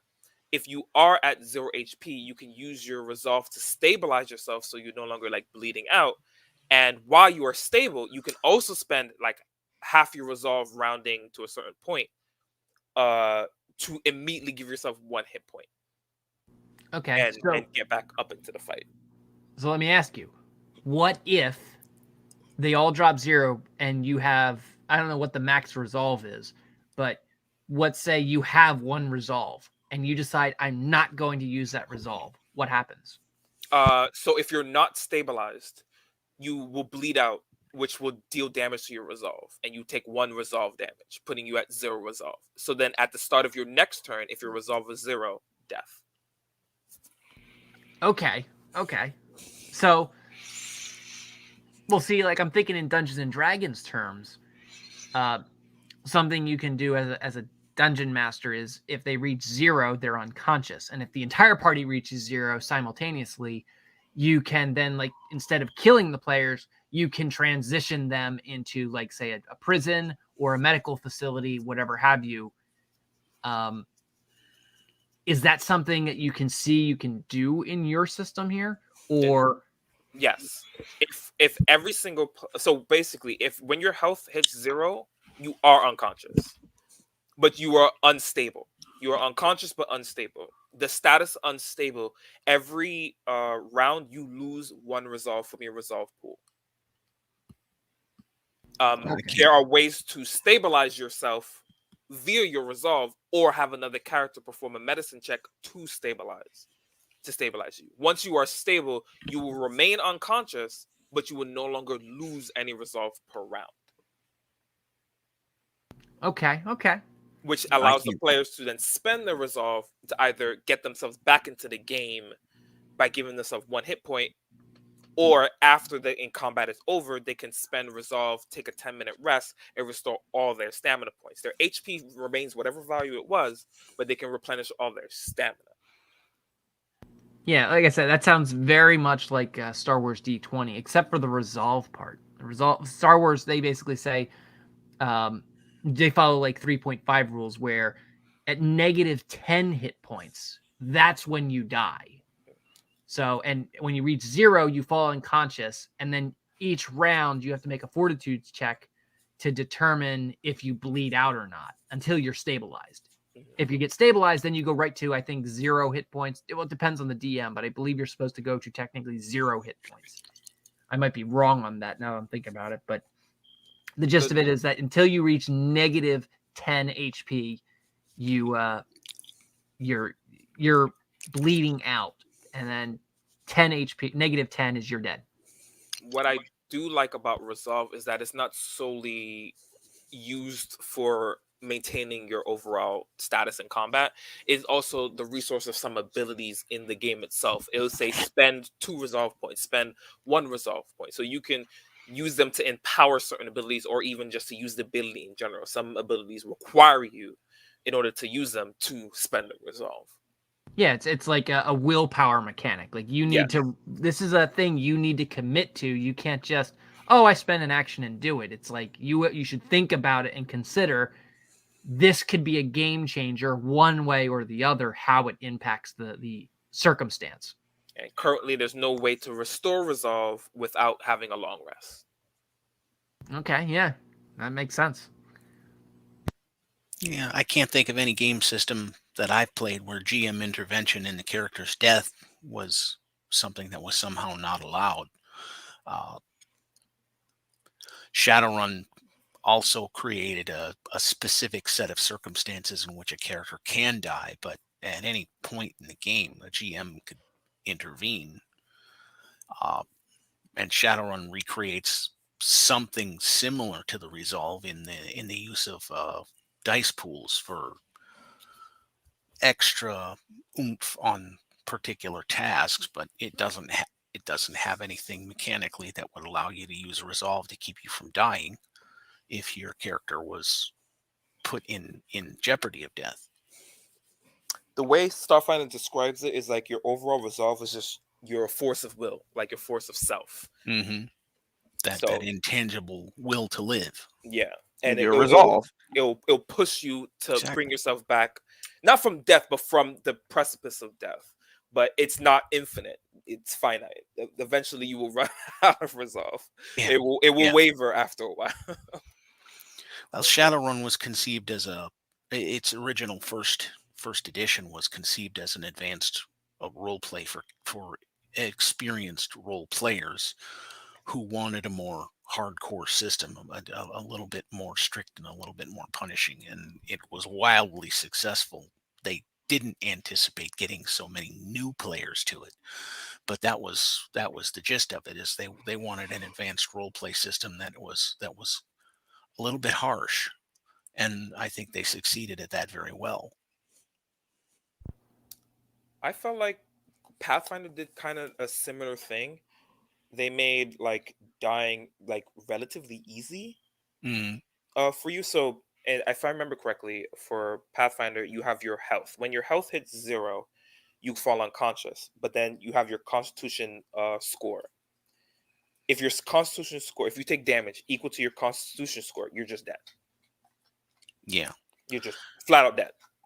Shadowrun represented that in it's called the condition monitor, which is basically two tracks, 10 boxes each track. One is mental and one of them is physical. Stun damage affects the mental track. Physical damage obviously attaches to the physical track. If you take 10 boxes of damage in either one, you're either unconscious or in danger of death, depending on which one. The stun box, the stun track, it was always unconsciousness, but if it was the physical track, you were in danger of death. Now, in the second edition, they introduced over damage, which was, I think it was your body. Your body and extra boxes on the end of that, you'd bleed out. You'd start to bleed out like one box every round until you didn't have any of the over damage boxes left and die, and that gave the players the chance to revive you with magic or save your life with a trauma patch or something along those lines to keep you from dying. But generally speaking, it was extremely easy to die because, like I said earlier, the way that you get those 10 boxes and that's it. And it was actually extremely easy to lose those 10 boxes because the damage dealt was based on the damage code was based on the number of boxes you would take. Basically, in the original Shadowrun game system, you had a 3-point damage code. The first point was the power of the attack. The second point was represented by either L, M, S, or D, and that was the damage code itself: light, moderate, severe, or deadly. And that was the number of boxes of damage that you would take if that code was applied. Light would be 1 box, moderate would be 3 boxes, severe would be 6 boxes, and deadly was all 10 boxes. And then at the end of the code was the staging for it, what they called, which was the number of successes you had to achieve against the attack in order to stage the damage down to the next level. And with extremely powerful weapons, like the most powerful weapon that I can think of in the game off the top of my head originally was the Panther Cannon, and it had a 12d4 damage code for first edition Shadowrun, which meant that you had to beat a target number of 12 to get a success against the attack. And you had to have 4 successes to stage it down from deadly. You had to have at least 4 successes to stage the damage down from deadly to serious. So you could be one shot by a successful Panther Cannon attack. And it wasn't that hard to hit somebody compared to how hard it was to undo the damage or stage the damage down. Pathfinder doesn't have exactly what you're talking about, but they have something called ability score damage.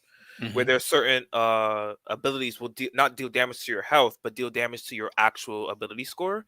And if any of your ability scores hit 0, you're basically dead. Wisdom and intelligence makes your brain collapse and you become comatose. And strength and constitution, you just flat out die. Yeah, that sounds like a similar system.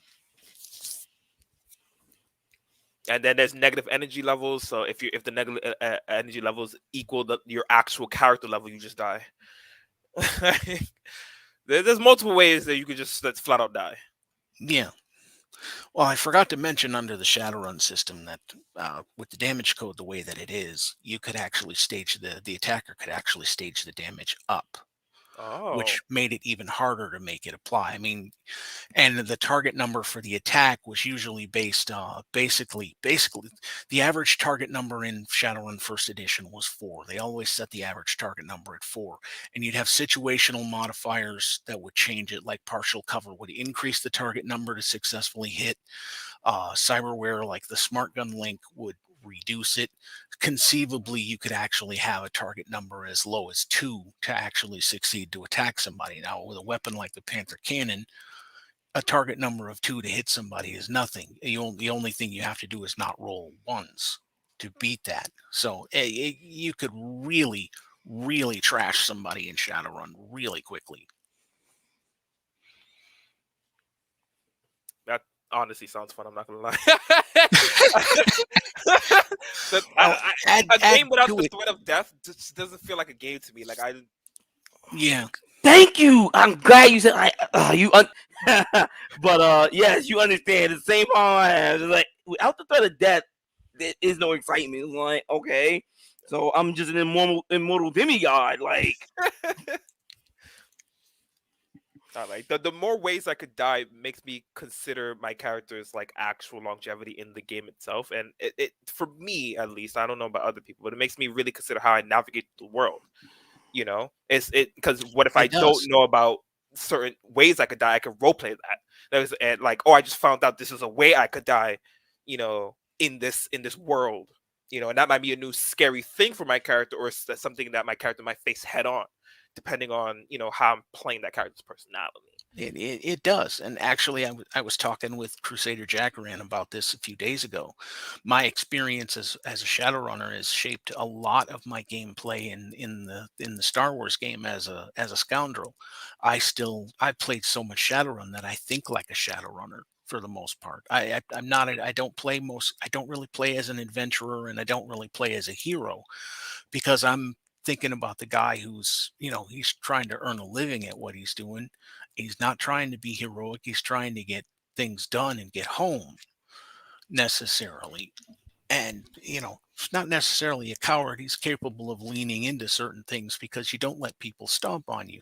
But it's also not the mindset of, I can just lean into this and not have any kind of consequence, because the character can die. He knows he can die. His mortality is there and in mind. And that's my Shadowrun experience that shapes that character as far as all that goes, and even his point of view in the world. Mm-hmm.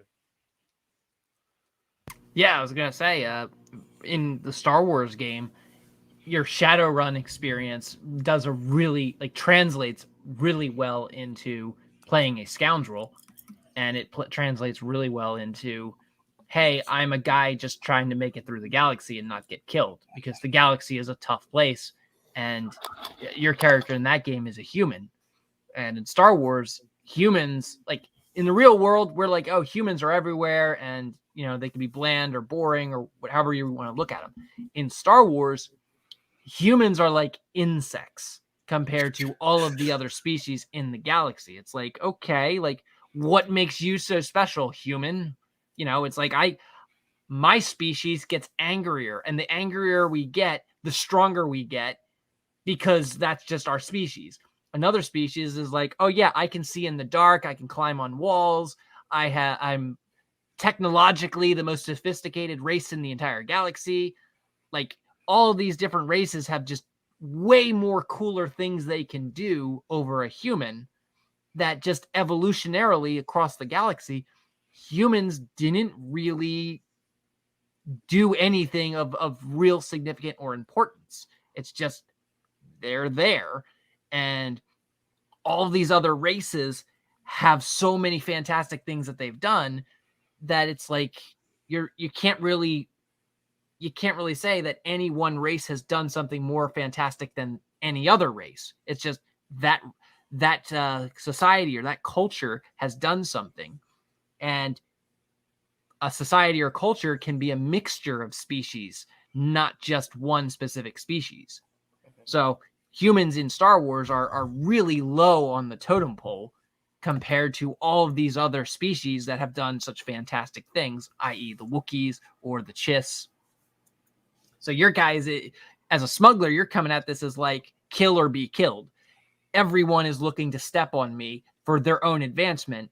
If I don't have that same grit, if I don't have that same attitude, I'm going to drown. Generally speaking, it's the same environment. Yeah. Starfinder. Okay, sorry. I was just going to say, even Shadowrun sort of has a reflection of that because of the high fantasy aspect of it. Even though humans are still the most popular of the species on the planet, there are still genetic offshoots in the basically, I'll call them the Tolkien races. Elves, orcs, trolls. They're all represented in Shadowrun as well in the high fantasy element. Was one of the other things that drew me to Shadowrun was its combination of sci-fi and high fantasy. And as I've said in discussions outside of this, the only thing Shadowrun is actually missing is space travel, and then it would basically be Star Wars. What were you going to say, Eve? I was going to say Starfinder handles humans kind of differently. They're not seen as, I guess, vermin or roaches in the universe. They're seen as more arrogant than anything. But what the other races respect about them, because just like in what you was talking about before, the other races can like have telepathy, they have multiple arms, they have done various things, and genetically they have superior traits to humans in that regard. But what they respect about humans is that their lifespan. They have some of the shortest lifespan out of all the races in the known galaxy, but because of that, they tend to accomplish a lot within that short time. So they're respected on their ingenuity and how much they can accomplish with the limited lifespan that they have. Because That's an interesting take. The threat of death is already there. All of them could die at any age, right? But the fact that their natural lifespan is much shorter than a lot of people, the amount that they can accomplish within that short time, while other races can have hundreds of years on them. Well, that's eerily similar to Mass Effect.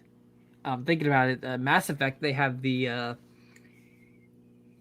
I'm drawing a blank on what they're called. Which ones? The Taurians, the Morden's race. Solarian or Solarian? Solarian, yeah, the Solarians.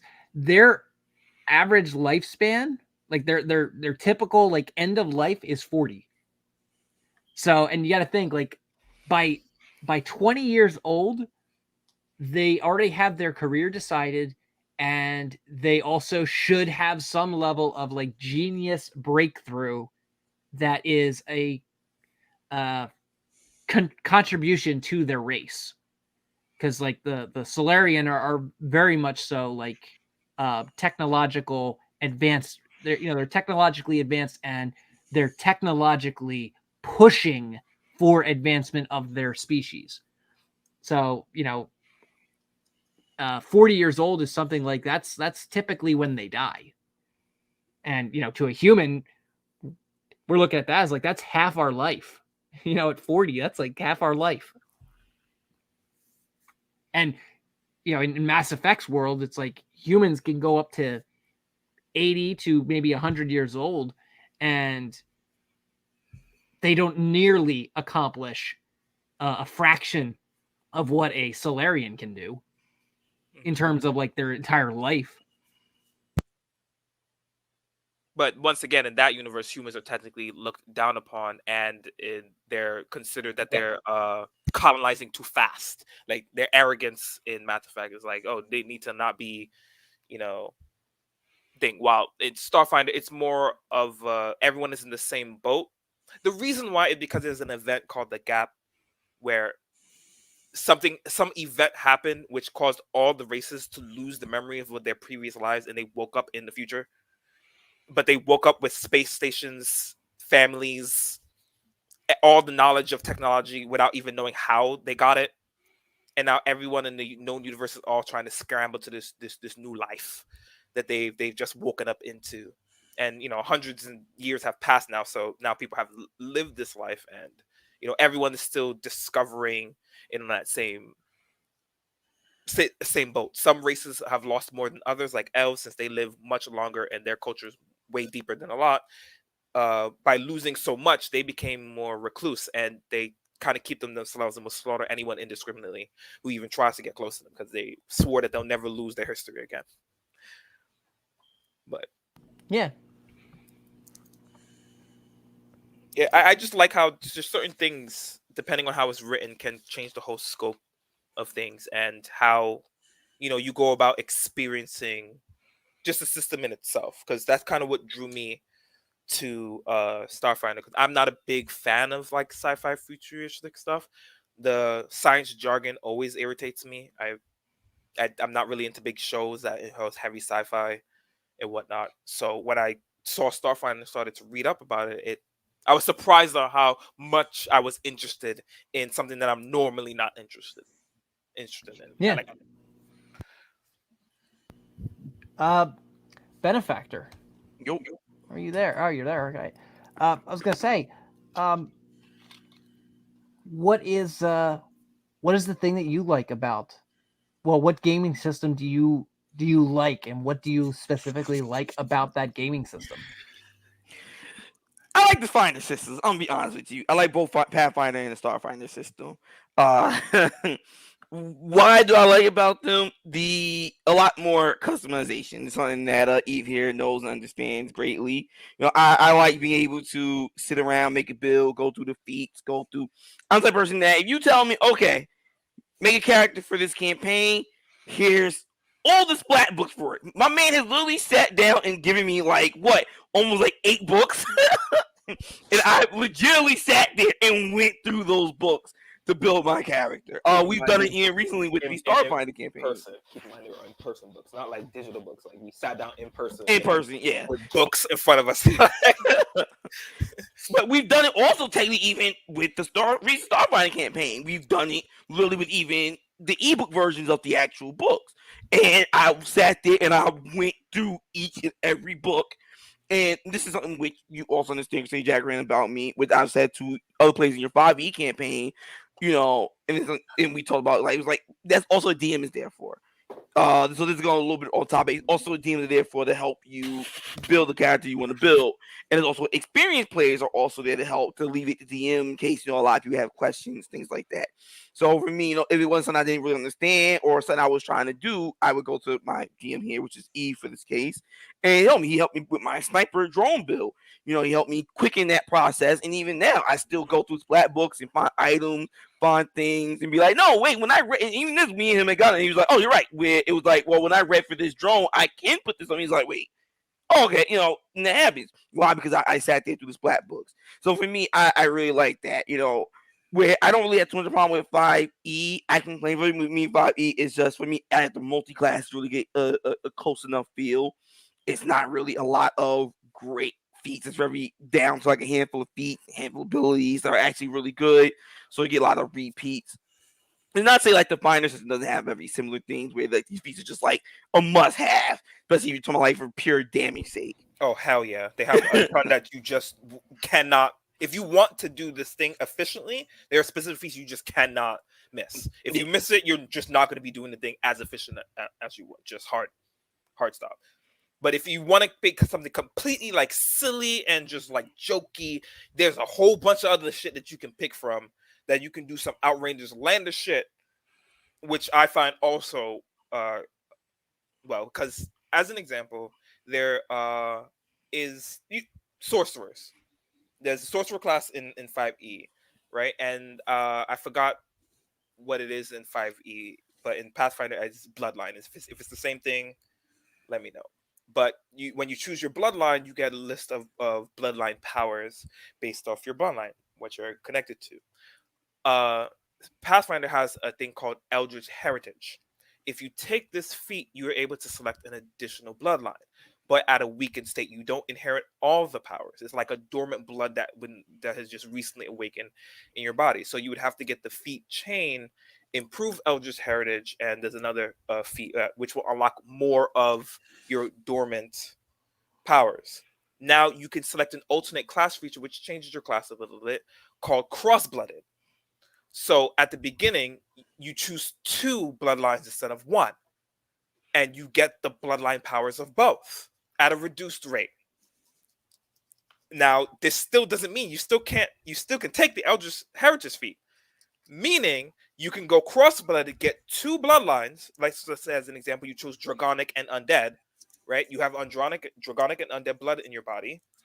Then you choose, let's just say, the Archon bloodline. Now you have Angel blood from Eldritch Heritage. Now you have 3 different bloodlines in you, getting 3 different types of bloodline powers, and that's not even considered if you just like an Aasimar. And then you choose the Aasimar awakened blood, and you can get wings and horns and various other things that has nothing to do with the sorcerer in itself. And then you're still a sorcerer. You haven't even gone to the spell parts yet. You haven't even talked about picking the spells. This is all just built-in class stuff and feats that allow you to be vastly different from any other sorcerer, just because of the nature of how you pick things. But this is not mandatory for you to do that. You don't have to get Eldritch Heritage to be an effective sorcerer. You can pretty much do anything you want. That was just something that you can do if you want to have multiple bloodlines. Oh, and wizards are better in Pathfinder. I'm sorry. Necromancy is better in Pathfinder. I can actually necromance. Yeah, I just to me the Finder system is just a lot better, which is technically expansion on the third 3.5 era system, which is why when we did the birthday game, I was able to easily build my character. I'm like, it's the same as Pathfinder. It's just that some things is either a little bit less or a little bit slightly worded differently, because the Pathfinder was made to be a lot better. From the 3.5 was made to fix those little inconsistencies or little problems and stuff, and add more into to make it his own game. But generally speaking, yeah, I like those systems. I'm not really against having a lot of stuff like thrown in my face and having to keep track of all of it and stuff like that, which is something that we talked about with your game, Crusader Jackaran. People with like you had the feats and stuff. And people going through this don't really understand the stuff you give them, or even the stuff that they have, or the items. They're kind of like overwork because there's just so many things, and they can't for some reason remember them. And it was something that even happened in Eve's Starfinder campaign that I joined. Not this one that I'm in now, but the first one he did that I randomly came in and joined. You know what I'm saying? I sat down. I had starter at my level appropriate starter gear, we'll put it that way. But the other, we had the homebrew stuff that they made and had all this experience and technically better stuff than me. And I outdid 2 of them. A guy that was the same class as me, I outdid him. And one of the big things too was just remembering, what I had. He actually remembered what he had because of what I used, and he finally was like, "You really?" So I just like having that variable options, and I'm not really adverse to being, maybe once in a while I had that big like, oops, right, I had this, but it's not like a constant thing where I'm like overwhelmed with all the stuff I have. It's like, no, I know what I have, I organize it, so I know what I have and what I can do, and I really like and enjoy having those variety of options of what I can do, which is why I like the Pathfinder and Starfinder system. Yeah, to me, it allows you to feel like you can do all the customizations within your class itself without having to branch off and take things from other classes to make yourself feel unique. And so, like, you and another person, for example, in the Starfire campaign, both Benefactor and another character that are the class mechanic, but they've built themselves so differently they don't even play the same. And they don't have to multi-class in order to do that. They just picked alternate class features that make them function differently fundamentally. Now, obviously, there are certain class features that are shared among the mechanic class features in general, but even then, the where they put it in their body per se is different. So it functions differently in that way because one is in their brain, another one is on their arm.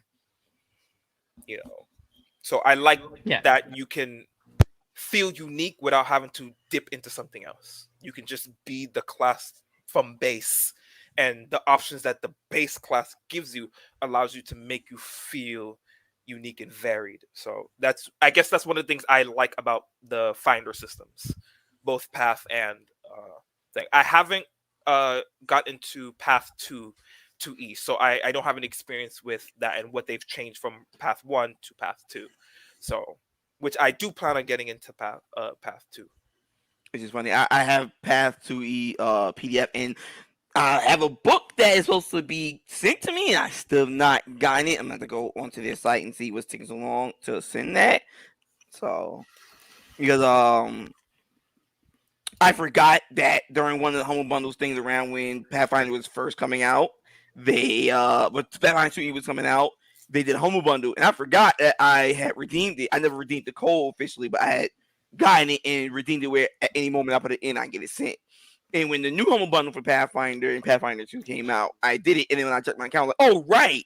So I have this book now being sent to me, and I'm now waiting for that to come. So when that comes, I'll definitely let you know, Eve. Awesome. I was gonna say, Eve, like I said, you're probably I was in my next Cypher game. I'm gonna see if you want to play that, because I think if those are your things that you like about Pathfinder, I think you'll like that about Cypher too. I think you'll really like Cypher. Well, it depends. If you're, I don't think it's a major problem for you, but if you're looking, if you're heavily action focused, like you love combat and that's all you care about is how you get bigger numbers for combat, you might not like Cypher. But if you like character customization, being like able to like absolutely create your character from the ground up, you'll love Cypher. Oh, I'm more of a healthy balance of everything. I like all aspects of tabletoping. I like combat. I like roleplay. I like customization. When those aspects kind of don't align, that's when it makes it hard for me to enjoy the system. It's like if the combat's good and the roleplay is good, but the customization is poor, it's like I'm not gonna have as fun. Like customization and the roleplay aspect are the most important thing. I can do without having really good combat, but if the combat's really bad, that's a different story. Yeah, and that's what I was gonna say. Cypher strikes me. I have to take a step back because I am not in any system I play. I am not the standard of how people play any systems that I play. But with Cypher, it leans heavily on the role play. So, like as I think I've mentioned before, I don't know if you've heard me say it. In Cypher, the idea of Cypher is you don't need a party. All right, the DM should be able to throw at you, and not necessarily the DM. You as the player also create the scenarios that you're being thrown into. So if I describe you're in an alley, right, and you're being confronted by three guys. All I gave you was the alley. So now you can say, I'm going to grab this nearby dumpster and I'm going to just throw it, not at the people, but I'm going to throw it like over them. So they see his dumpster just crash down behind them. And maybe it'll scare them. Maybe they'll realize they're not messing with just some random guy. Now, as a DM, I didn't tell you there was a dumpster there. You, the player, took it upon yourself to say, it's an alley. In my mind, this alley has a dumpster. So there's a dumpster. You could easily say, I'm going to look at the wall and I see there's a water pipe sticking out that goes up to the roof. I'm going to grab this water pipe and just rip it out of the wall. Or I'm going to grab this water pipe and I'm going to scale it. I'm just going to climb up the water pipe because it's thick enough. It can support my weight and I'm not going to fight these guys. I can't fight these guys. I'm just going to run away. Right? Like that's what Cypher is intended. It's the DM and the player can exchange back and forth this story narrative and this idea. Now, that's like Cypher doesn't lean heavily on combat. It's mainly leaning on story and a lot of talking. And then difficulty checks where you roll to overcome whatever difficulty you might face. My style is I love combat. So but I also like detective mysteries. So Cypher is like a great foil for me, where it's like, okay, I could put combat scenarios in there. I don't have to worry about my players doing too much number crunching or stat stacking. They can focus on, here's how my character would handle this circumstance given their power set and what their experience is. So like I said, I think you would really enjoy that type of probably me as a dungeon master, but you'd probably enjoy it generally as just an interesting character creation process and combat exchange or encounter exchange. Yeah, because my thing is like, combat doesn't have to be the focal point, but as Benefactor has once said to me in the combat, in the conversation that I agree with, is that everything should flow into each other. You should have role play moments that will eventually lead into combat, or combat that leads into role play, and then it just cycles through each other. It makes a fluid, event, and not every combat, has to be something of like dire importance. Sometimes it's just a random skirmish that happens because someone talked to somebody wrong. Yep. Yeah, yeah. Cypher can do that in spades. Like it's the most fluid system, just because just how naturally it is. And that's something I got lost in what I was saying there. But Cypher, like you don't need your party, right? Like you can, one of the things people like to say is don't split the party. In Cypher, they encourage you to just play your character. Like if your character wants to work with someone, you can.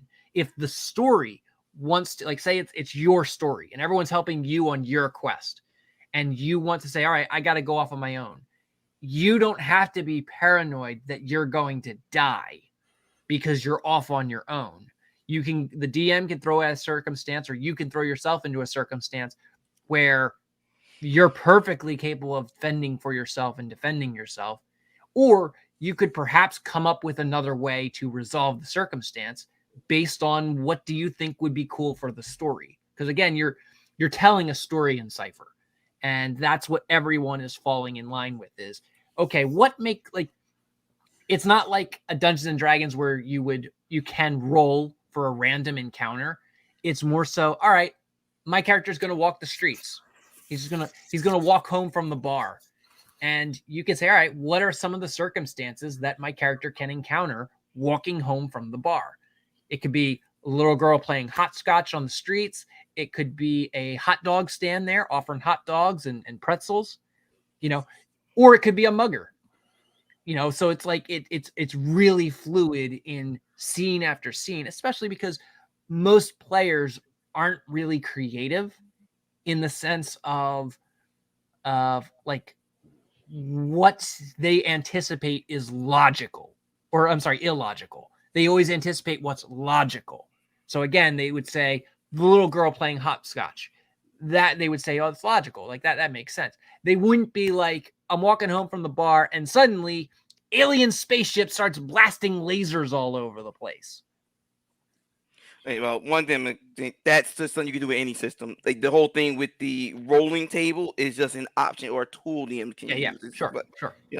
It's like the point you kind of made, while it makes sense to say it's only a Cypher thing, is the one I'm gonna like fight back on. With Dungeon Dragon, the roll table or the random generate table is literally just a tool there, which for DMs, but I can do this. I actually done the same thing to them in my Scion game, where they're walking and someone try to kidnap you. It's like dark out, someone try to kidnap somebody. It's this whole big event where the player character and the NPC went and had a game of killing the kidnappers. Who can kill most kidnappers? I don't know if he remembers that event. He was there listening. I don't know, but he wasn't the one involved. But it was like,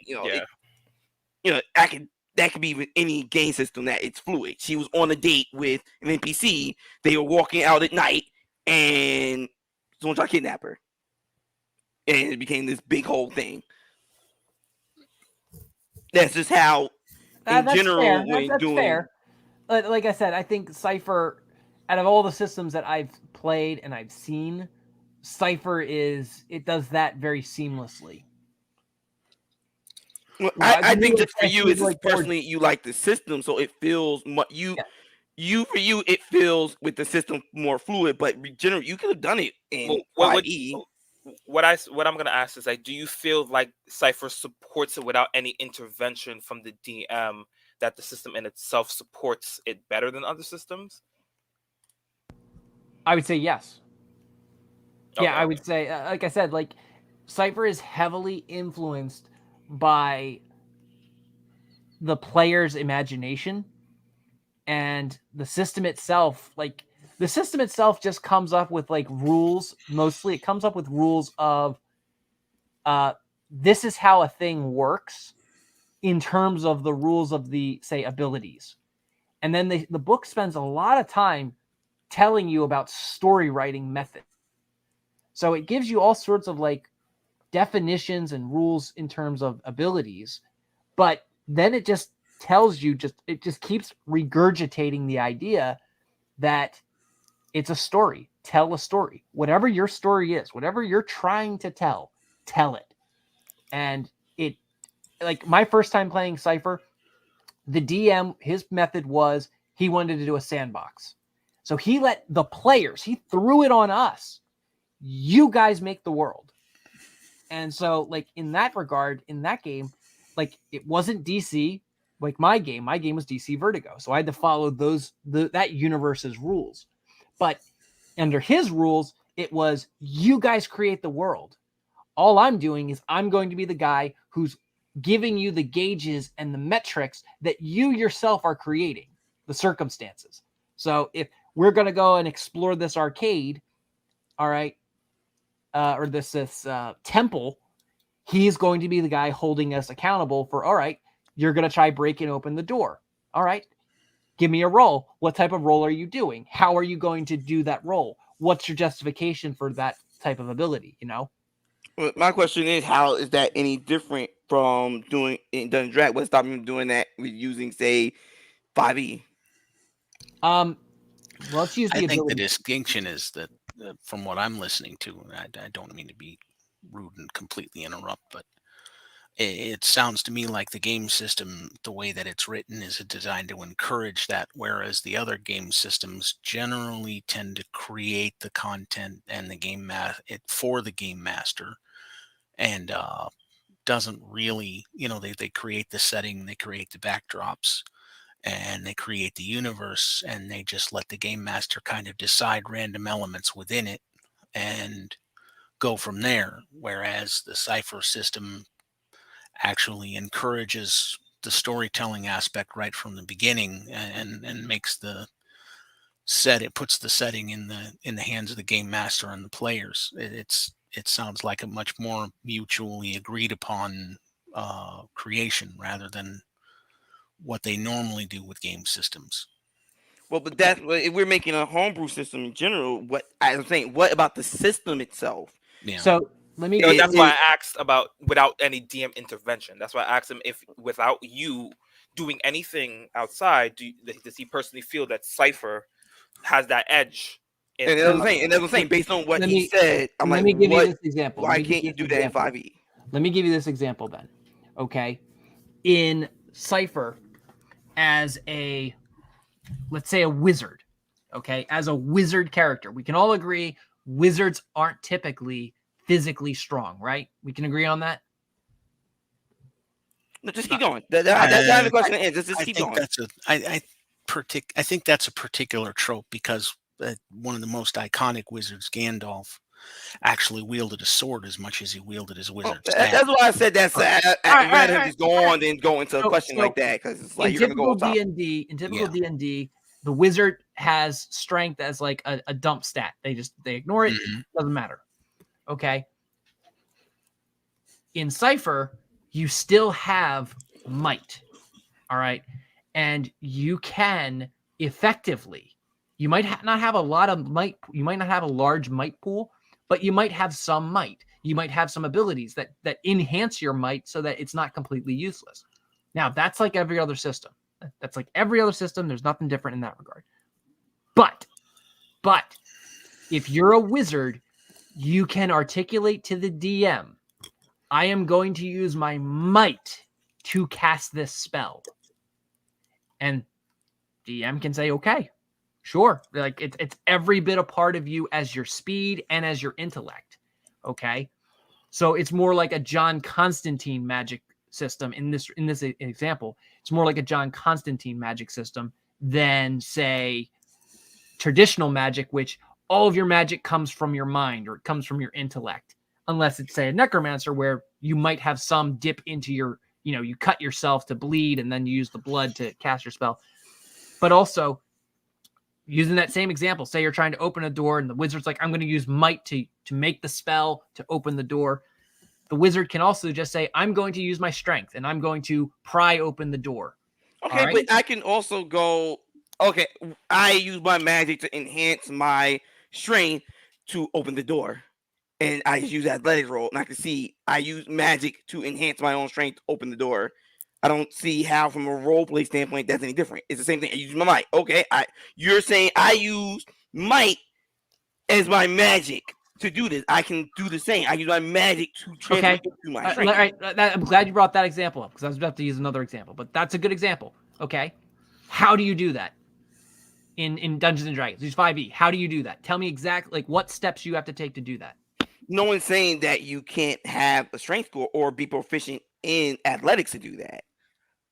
Okay. The only hindrance there now, and that's what I'm asking you, the only hindrance that would be there would be, say, whatever the difficulty challenge level you make it be, that they would have to meet and beat. If you have to make a dice roll. Now, if you're not asking to make a dice roll. You gave several specific things you had to do that roll. You first had to cast a spell to enhance your strength. No. I'm not saying you have to. No. See, that's the thing you're misunderstanding. I said I can role play it as I use magic to enhance my strength to open the door, and then roll athletics, succeed and open the door.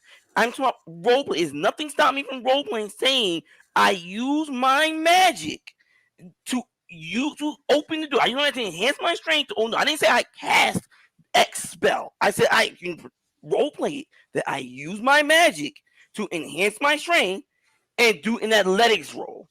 I can be proficient in athletics because I use my magic to enhance my strength, and that's why I'm proficient in athletics. Okay. Cypher, you don't have to do that. Cypher, you don't have to have proficiency in athletics. You don't need that. That was just an example. I may not have proficiency in athletics. I might have a 3 but in athletics. I'm saying you're asking for like the difference in Cypher. You don't need any of that. Just me, level 1, out of the starting gate. I can come up with any reason at all that I can use my strength on that thing. All right. And mechanically, my strength can apply. I don't need to have proficiency. I don't need to have a magic spell. I don't need to wait till I'm level 3 to have that ability to do the thing. Okay. Even if I have a XP with 1 XP, I can do a level 6 spell with 1 XP. Just spend this XP. I'm going to do this ability in the book. You can do that. And it's the same, not necessarily the same, but it's the same at the lower or at any level, really, not lower levels. You can roll or use your core main stats to function and do anything, so long as you can justify it, and you don't need to have a skill or an ability to do it. Okay, that the skill and ability comes from the character concept. So when you sit down with the DM and you create the parameters of your character, that's the limitation. So if you tell your DM, my character is a cyborg who has super strength, all right, the DM, when he sets a difficulty class for your challenge or whatever it is you're doing, he takes into account. So for your character super strength, all right, to open this door, the difficulty of opening the door is a 1. Everyone else, the difficulty of the door is a 4 or a 5. That's what I'm saying. Like, you frame it, the limitation comes with the framing of the character at creation. What I was trying to get from you, because some of us not use Cypher system. People listening may not use Cypher system. You're not explaining what's in between the Cypher system and Dungeon Jack can't be done. That is what I finally got out of you, because that we was asking very different ways and we could not get it out of you. And that was like, I finally got that out of you. You actually explained the Cypher system in a better way. Okay. Yeah. I figured I wasn't communicating what I was trying to get at. So yeah. All right. Well, we're almost 3 hours in. So, do you guys have anything you want to bring up? Anything you want to add on to this discussion of gaming systems? Anything you want to bring out? Like what? I mean, we already talked about what we liked about our gaming systems, the systems that we have experience playing. And we already talked about, well, no one really said anything that they didn't like about the system.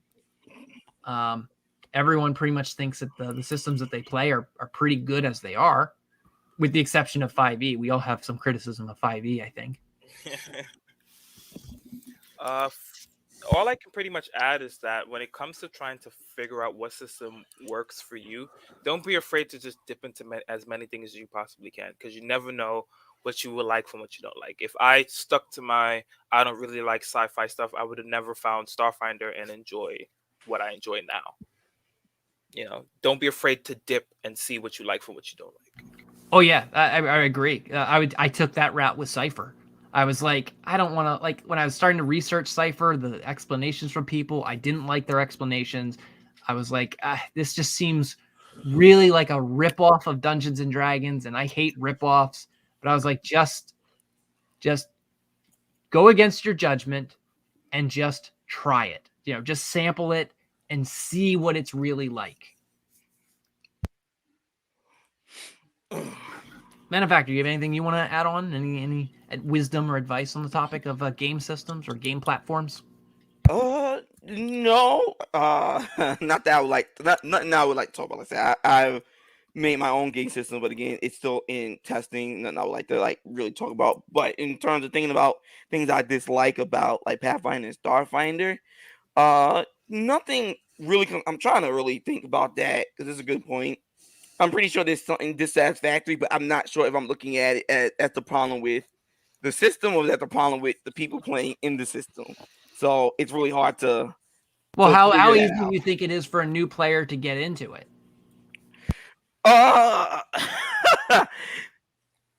From my experience looking at other people get into Pathfinder and Starfinder, I don't think it's easy for them to get into it without a DM's help. You know what I mean? Without someone that's supposed to be able to go out of their way to really understand the system that they chose that players play and help them. So let's not count having a DM there, and you yourself are just in this game DM running. They're not helping you, and you have to go through it all yourself.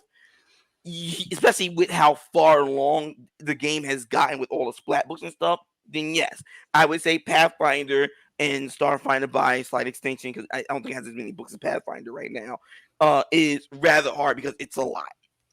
From what I've seen from people, it's a lot from the read through, and they usually always buckle. So do you think that's a negative side to that system? Oh, no, that's already a very popular known negative side system, which is why 5e became popular. That's something to me and even talked about for a long time, where just like, when telling about 5e and trying to thing, it was never me trying to convince him that 5e is just wholly superior. It was just like, it's just easier for people to really get in and not be afraid or feel like they're overwhelmed by all this stuff. That was something that we talked about a lot through the years. Which is what I agree with. I don't personally feel that Starfinder or the past systems are relatively hard in nature. It's the amount of stuff that's out that they have in combination with its more advanced combat mechanics, because there's more things you can do in combat than just I swing my sword, I cast my spell, or I use an ability. There's other things that you can do. In Starfinder, you mean? And both Pathfinder. So okay, yeah. For example, I use them synonymously, so sorry if I don't know there's a distinction between them, other than space and fantasy. Because the BAB system functions differently in both games. So Pathfinder functions more like third edition. Third edition, and has a progression. So after you have 1 point in your BAB, and every time your BAB reaches 6, you get an additional attack. So it's the first one is like plus 3.5, and then +1, and then and it keeps going until martial classes get the most. So it's like +20 / +15 / +10. Starfinder doesn't have that. You have one attack bar that gradually progresses when you go up. However, every single character can make 2 attacks, and every single character makes 2 attacks at the same minus penalty. What makes martial classes better is that they eventually get a ability that allows them to not only make an additional attack but reduce the penalty of the thing when they want to make a second attack. So eventually martial classes will be able to make 3 attacks maximum, but they will not incur at the same penalty as for example a mage who will only ever get 2 attacks. Okay. But it just I don't think it's hard to understand. So I wouldn't say that 5e is more new player friendly than Pathfinder or Starfinder. It's just the additional mechanics plus the other things that are in it, plus the choices and the customization. That in itself is overwhelming for new people who just want to do something quick and get into the game right away. But that's you talking to your DM and being like, hey, all this stuff is overwhelming, can you help me? Or talking to your play group all together and just create an experience where you don't have to worry about picking all these things. Just pick what you think is necessary and let's get right into the meat of things. It's always consider talking to the DM to try to see if y'all can come to a conclusion of how you want to go about things.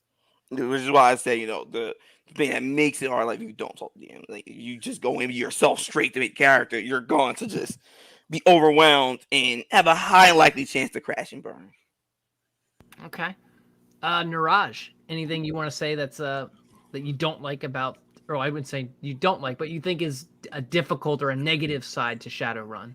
You already mentioned earlier that it's a difficult system intended for advanced players, but honestly, at this point, given my experience with games, there's so many common threads between them and so many common threads between the systems. I mean, I don't think any one game system is actually easier to get started in or harder to deal with. It's just a matter of, it always boils down to how much help you're getting from your friends and your fellow players, or how much help you're getting from your GM. Because none of them, generally speaking, a brand new player who's just starting out for the first time hasn't read a word out of the manual and is going to rely entirely on help from somebody else.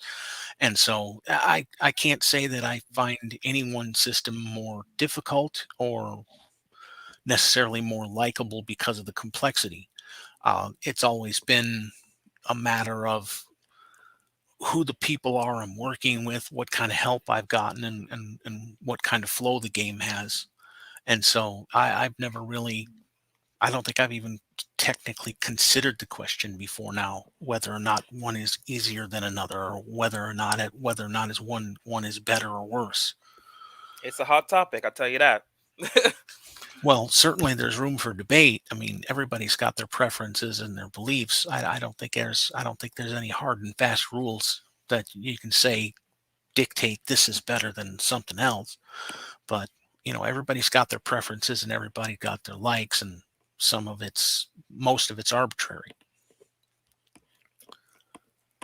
Okay. Well, let's go around the horn and wrap things up. What about you? I don't think you mentioned anything you dislike about Cypher. Oh, I would say, for me, I have a big problem with Cypher from a DM standpoint. They have these things called artifacts. And the idea of an artifact is this is what the loot you're chasing after. And to me, the system itself makes artifacts kind of just useless. Like, it's like a thing, it's there. And the idea of it is that everything in Cypher is disposable. So you're constantly depleting all of these things that you're getting as you play. And so, like, they have these artifacts that I feel like,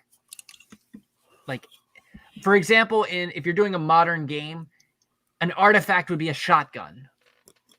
And you'd be like, well, it's a shotgun, and the game does have a system for just weapons. So it's like, all right, a shotgun would be just a regular weapon, but why is it an artifact? Well, all right, let's say this is a shotgun with dragon's breath in it. All right. The game would be like, all right, you only have so many uses of this shotgun before it breaks and it just disappears forever. And so it's like they don't really have a way to replenish the artifact. I don't know if they intend, like, they don't give a description. So, like, I don't know if that's supposed to be something where the players just creatively bullshit it to the DM and they say, hey, I want to just replenish my artifact. Like, I don't want this thing to decay. Or if the DM makes that call. Like, the artifacts just seem like they're a thing they add. And they don't really add anything that I can see. Now, they also have this other thing with items. They don't make an emphasis on items. Like, items are a material. Like, they don't put any emphasis on them. It's if I have an item, like say I have a shotgun, they don't care about how much ammo I have for the shotgun. Like that's irrelevant. They don't track your weight or your inventory weight. That's not a thing they care about. Okay, they assume whatever your character has, there's some explanation that you, the player, come up with as to why you have that thing. So these are things that it's good from a role play and storytelling perspective, but as a dungeon master and as a guy who likes to have all kinds of systems and realism and things, it's like, you want me to believe that my players are running around with a ladder? Like, technically, the game can say, hey, I want to take, or the player can say, I want to take this ladder. I want to take this car. I want to take all of these things and throw them on my back and carry them. Right? Technically, you can do that because there is no real rules on any of that. So as flexible as the system is in terms of giving you really no rules, as a DM, it can be a little bit troubling to navigate, and you can get scope creep, I guess. That's what I'm trying to say. You can get some serious scope creep. And I've had, in my DC Vertigo game, I've had players who really stretched some of these guidelines to do some things that I was like, that doesn't seem right. Like that's in my opinion, a blatant misrepresentation of the rules or what's intended. Hard to stretch a plot device further than Batman's utility belt, I think. But yeah, I could see your point. Yeah, so that would be my critique of Cypher. For 5e, my problem with 5e is I've said this several times to Benefactor, is it doesn't encourage creative play. All right, and the game that he and I were talking about, I've said this in previous streams, what we played on Thursdays. I tried explaining to the guys what an insight check would do, and their explanation is pull open the book, read what it does, and say, oh, it doesn't do this, therefore don't do it. And I kept going back to, so what you want me to do is just attack. And they're like, oh, no, you don't have to attack. There's plenty of things you could do to help the party. Yeah, but if I'm stuck to the strict definition of these things, then I'm playing a video game and I have no creative freedom. I'm stuck to insight is specifically for a social interaction. It can't be used to anticipate the enemy's next move. Which was, by the way, is actually inaccurate. Check 5e is actually under the thing for insight, where you can determine true intent of a character, such as when searching out a lie or predicting someone's next move. It involves gleaming clues from body language, speech, habit changing. But I was so just out of it, I just didn't care. Right. But like here's another one, like Arcana. Okay, Arcana is like your knowledge and understanding of the arcane and magic. Okay, in my game Benefactor, I allowed you to do Arcana on several things because I just felt like your character's adept with magic. There isn't any real spell to do what you were trying to do. And I was like, well, you're proficient in Arcana. You're a wizard. You would be able to just make up your own spell to do the thing you want to do. And Arcana is the perfect stat or skill to make that roll. But by the book, that's not really what the skill does.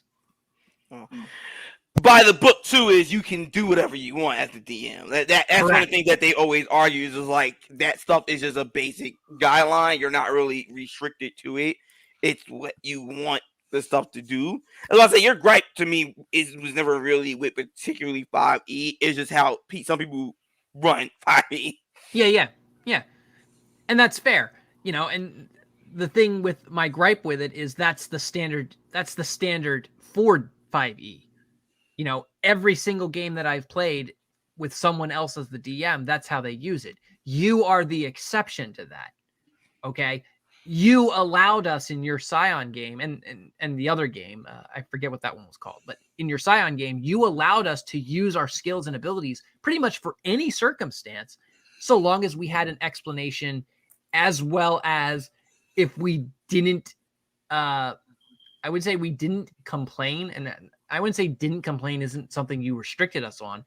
It's a matter of like, hey, DM, I want to make a magic circle that I've never made before, and I want to use Arcana.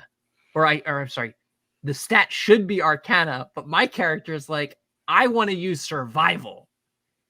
You're going to look at me and say, okay, make the roll. And then I make the roll, and I'm like, all right, I succeeded. I made a not 20. I made a 19. And you're going to be like, so you can tell that this soil is perfect for you to make a magic circle and a spell that you want to make. And then I'm like, yeah, but I wanted to make the circle. Yeah, that's why. Or why did you use Survival to do that? You should have used something like Arcana. Like, that would have been more logical. You chose to use Survival, though. Like, that's more of the vibe I get from your game, and how you dungeon master, if that makes sense. No comment. I'm sorry. I'm on myself right now. Just a little. I have no comment. I would do that to some people if they were just like really. I'm like, I mean, I get what you're trying to do, but it doesn't make logic. This goes the same thing. It doesn't make logical sense. Like, yeah, okay, you figure out this soil was good enough to make a decent magic circle, but how are you still activating a magic circle? Well, if it doesn't make sense, I would do that to people because, like, I mean, that's what you want to do, but you're not gonna get the outcome you think you're gonna get because it doesn't really make sense. Yeah, but that's exactly it. That's a part of how I see 5e, and that's how a lot of dungeon masters run their game. Is, you and I have the perspective that these terms and skills have a broad shotgun of what they can do and cover. Most DMs look at it as, well, no, this is what the book says. Therefore, logically, if you try to use it for anything else, it doesn't apply. You're using the wrong tool for the wrong job, or for the job you want to do. So that, like I said, that's where I look at 3.5, and Nerahjj can chime in and push back against me or agree with me. Where I look at 3.5, there's more than one way to skin a cat. There's multiple ways you can do a thing that you're trying to do. And it really comes down to the player's creativity of what combination of things they want to do to accomplish the thing that they're trying to do. That's also because Third Era / Pathfinder kind of broken the 5e clumped a lot of things a little more closer in together, where the old editions had a little more like specificity to them, like jumping and climbing is not all one skill. With 5e, it's really just athletics, maybe acrobatics. Yeah, and that's what I said before. It's like 5e makes players dumber. It doesn't encourage creativity. It's just click button and it does a thing. It's like a video game with the grappling hook. It's like Batman Arkham City. It's like press your button and then, or left right button, and you go zipping up into the sky, and it just does it automatically. No skill checks. You don't have to do anything. You just zip right up to the air. Yeah, that might be more of a reflection on our society than necessarily the rule book. It may be what their demographic needs, or what they think their demographic needs. But, Well, again, a lot of the complaints for 3.5 is that it's just like Pathfinder. It's a lot of reading. It's very complicated. And if you're new to the system, you're going to struggle trying to figure out, well, what abilities are good, what abilities are bad. And I'm surprised because it's like one of the key things they should have, if that's a major problem with either of these systems, is a reset button. Let people reset their skills to undo a mistake that they made.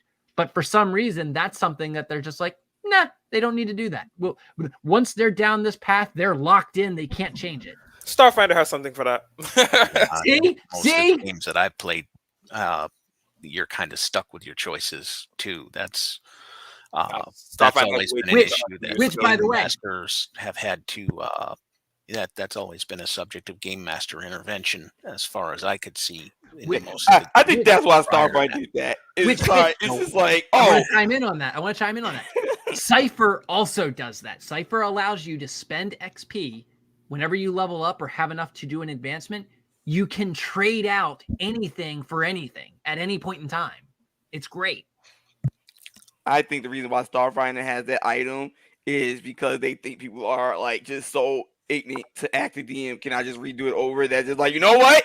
Here's an item that'll let you do it, so you don't have to act your DM or be But worried no, about but you acting still your do DM. have to actually DM. The item is still Right, in it the does text say of the yes. DM's Yes. discretion. But it's a 'cause- way of saying that, hey, if you want to restart your character, look at this item. You can get this item. It's a beautiful item. It's only this much money. Just make sure you follow what this item says. The item says, talk to your DM. yeah, basically, it's like because the DMs might not allow it in the game, but if they do, it's a way of completely resetting all your class levels and choosing your class abilities over and over again.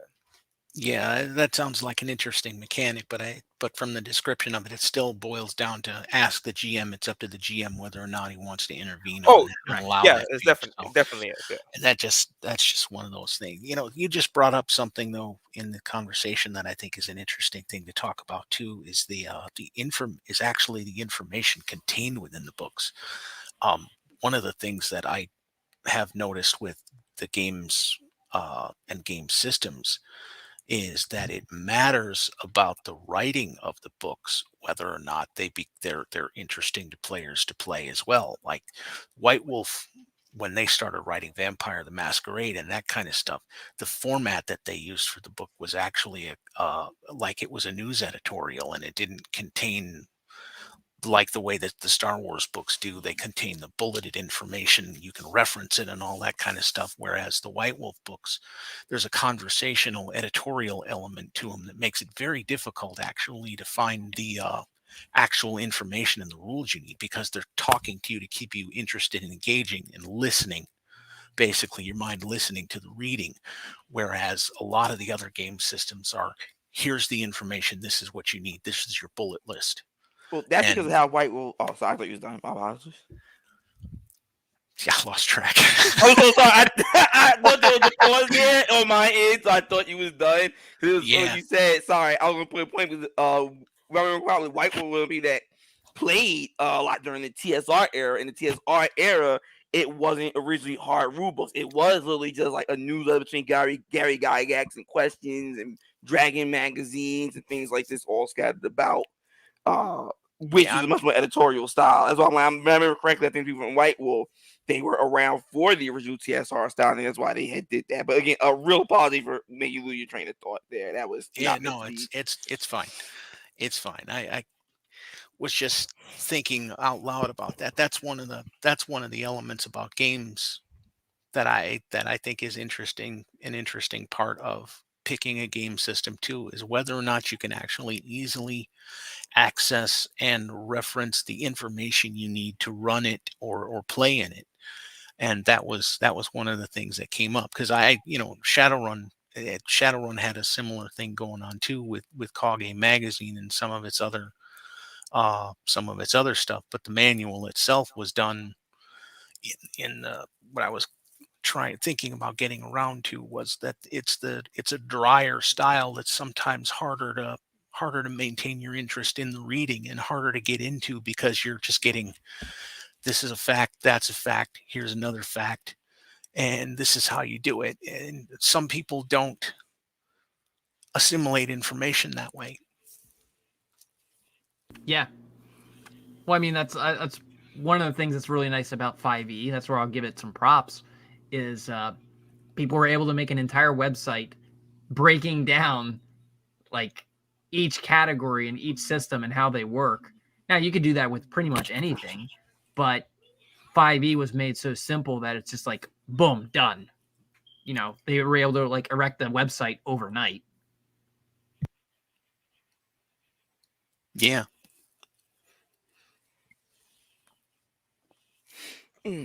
Well, sorry, you want to outro us, or you want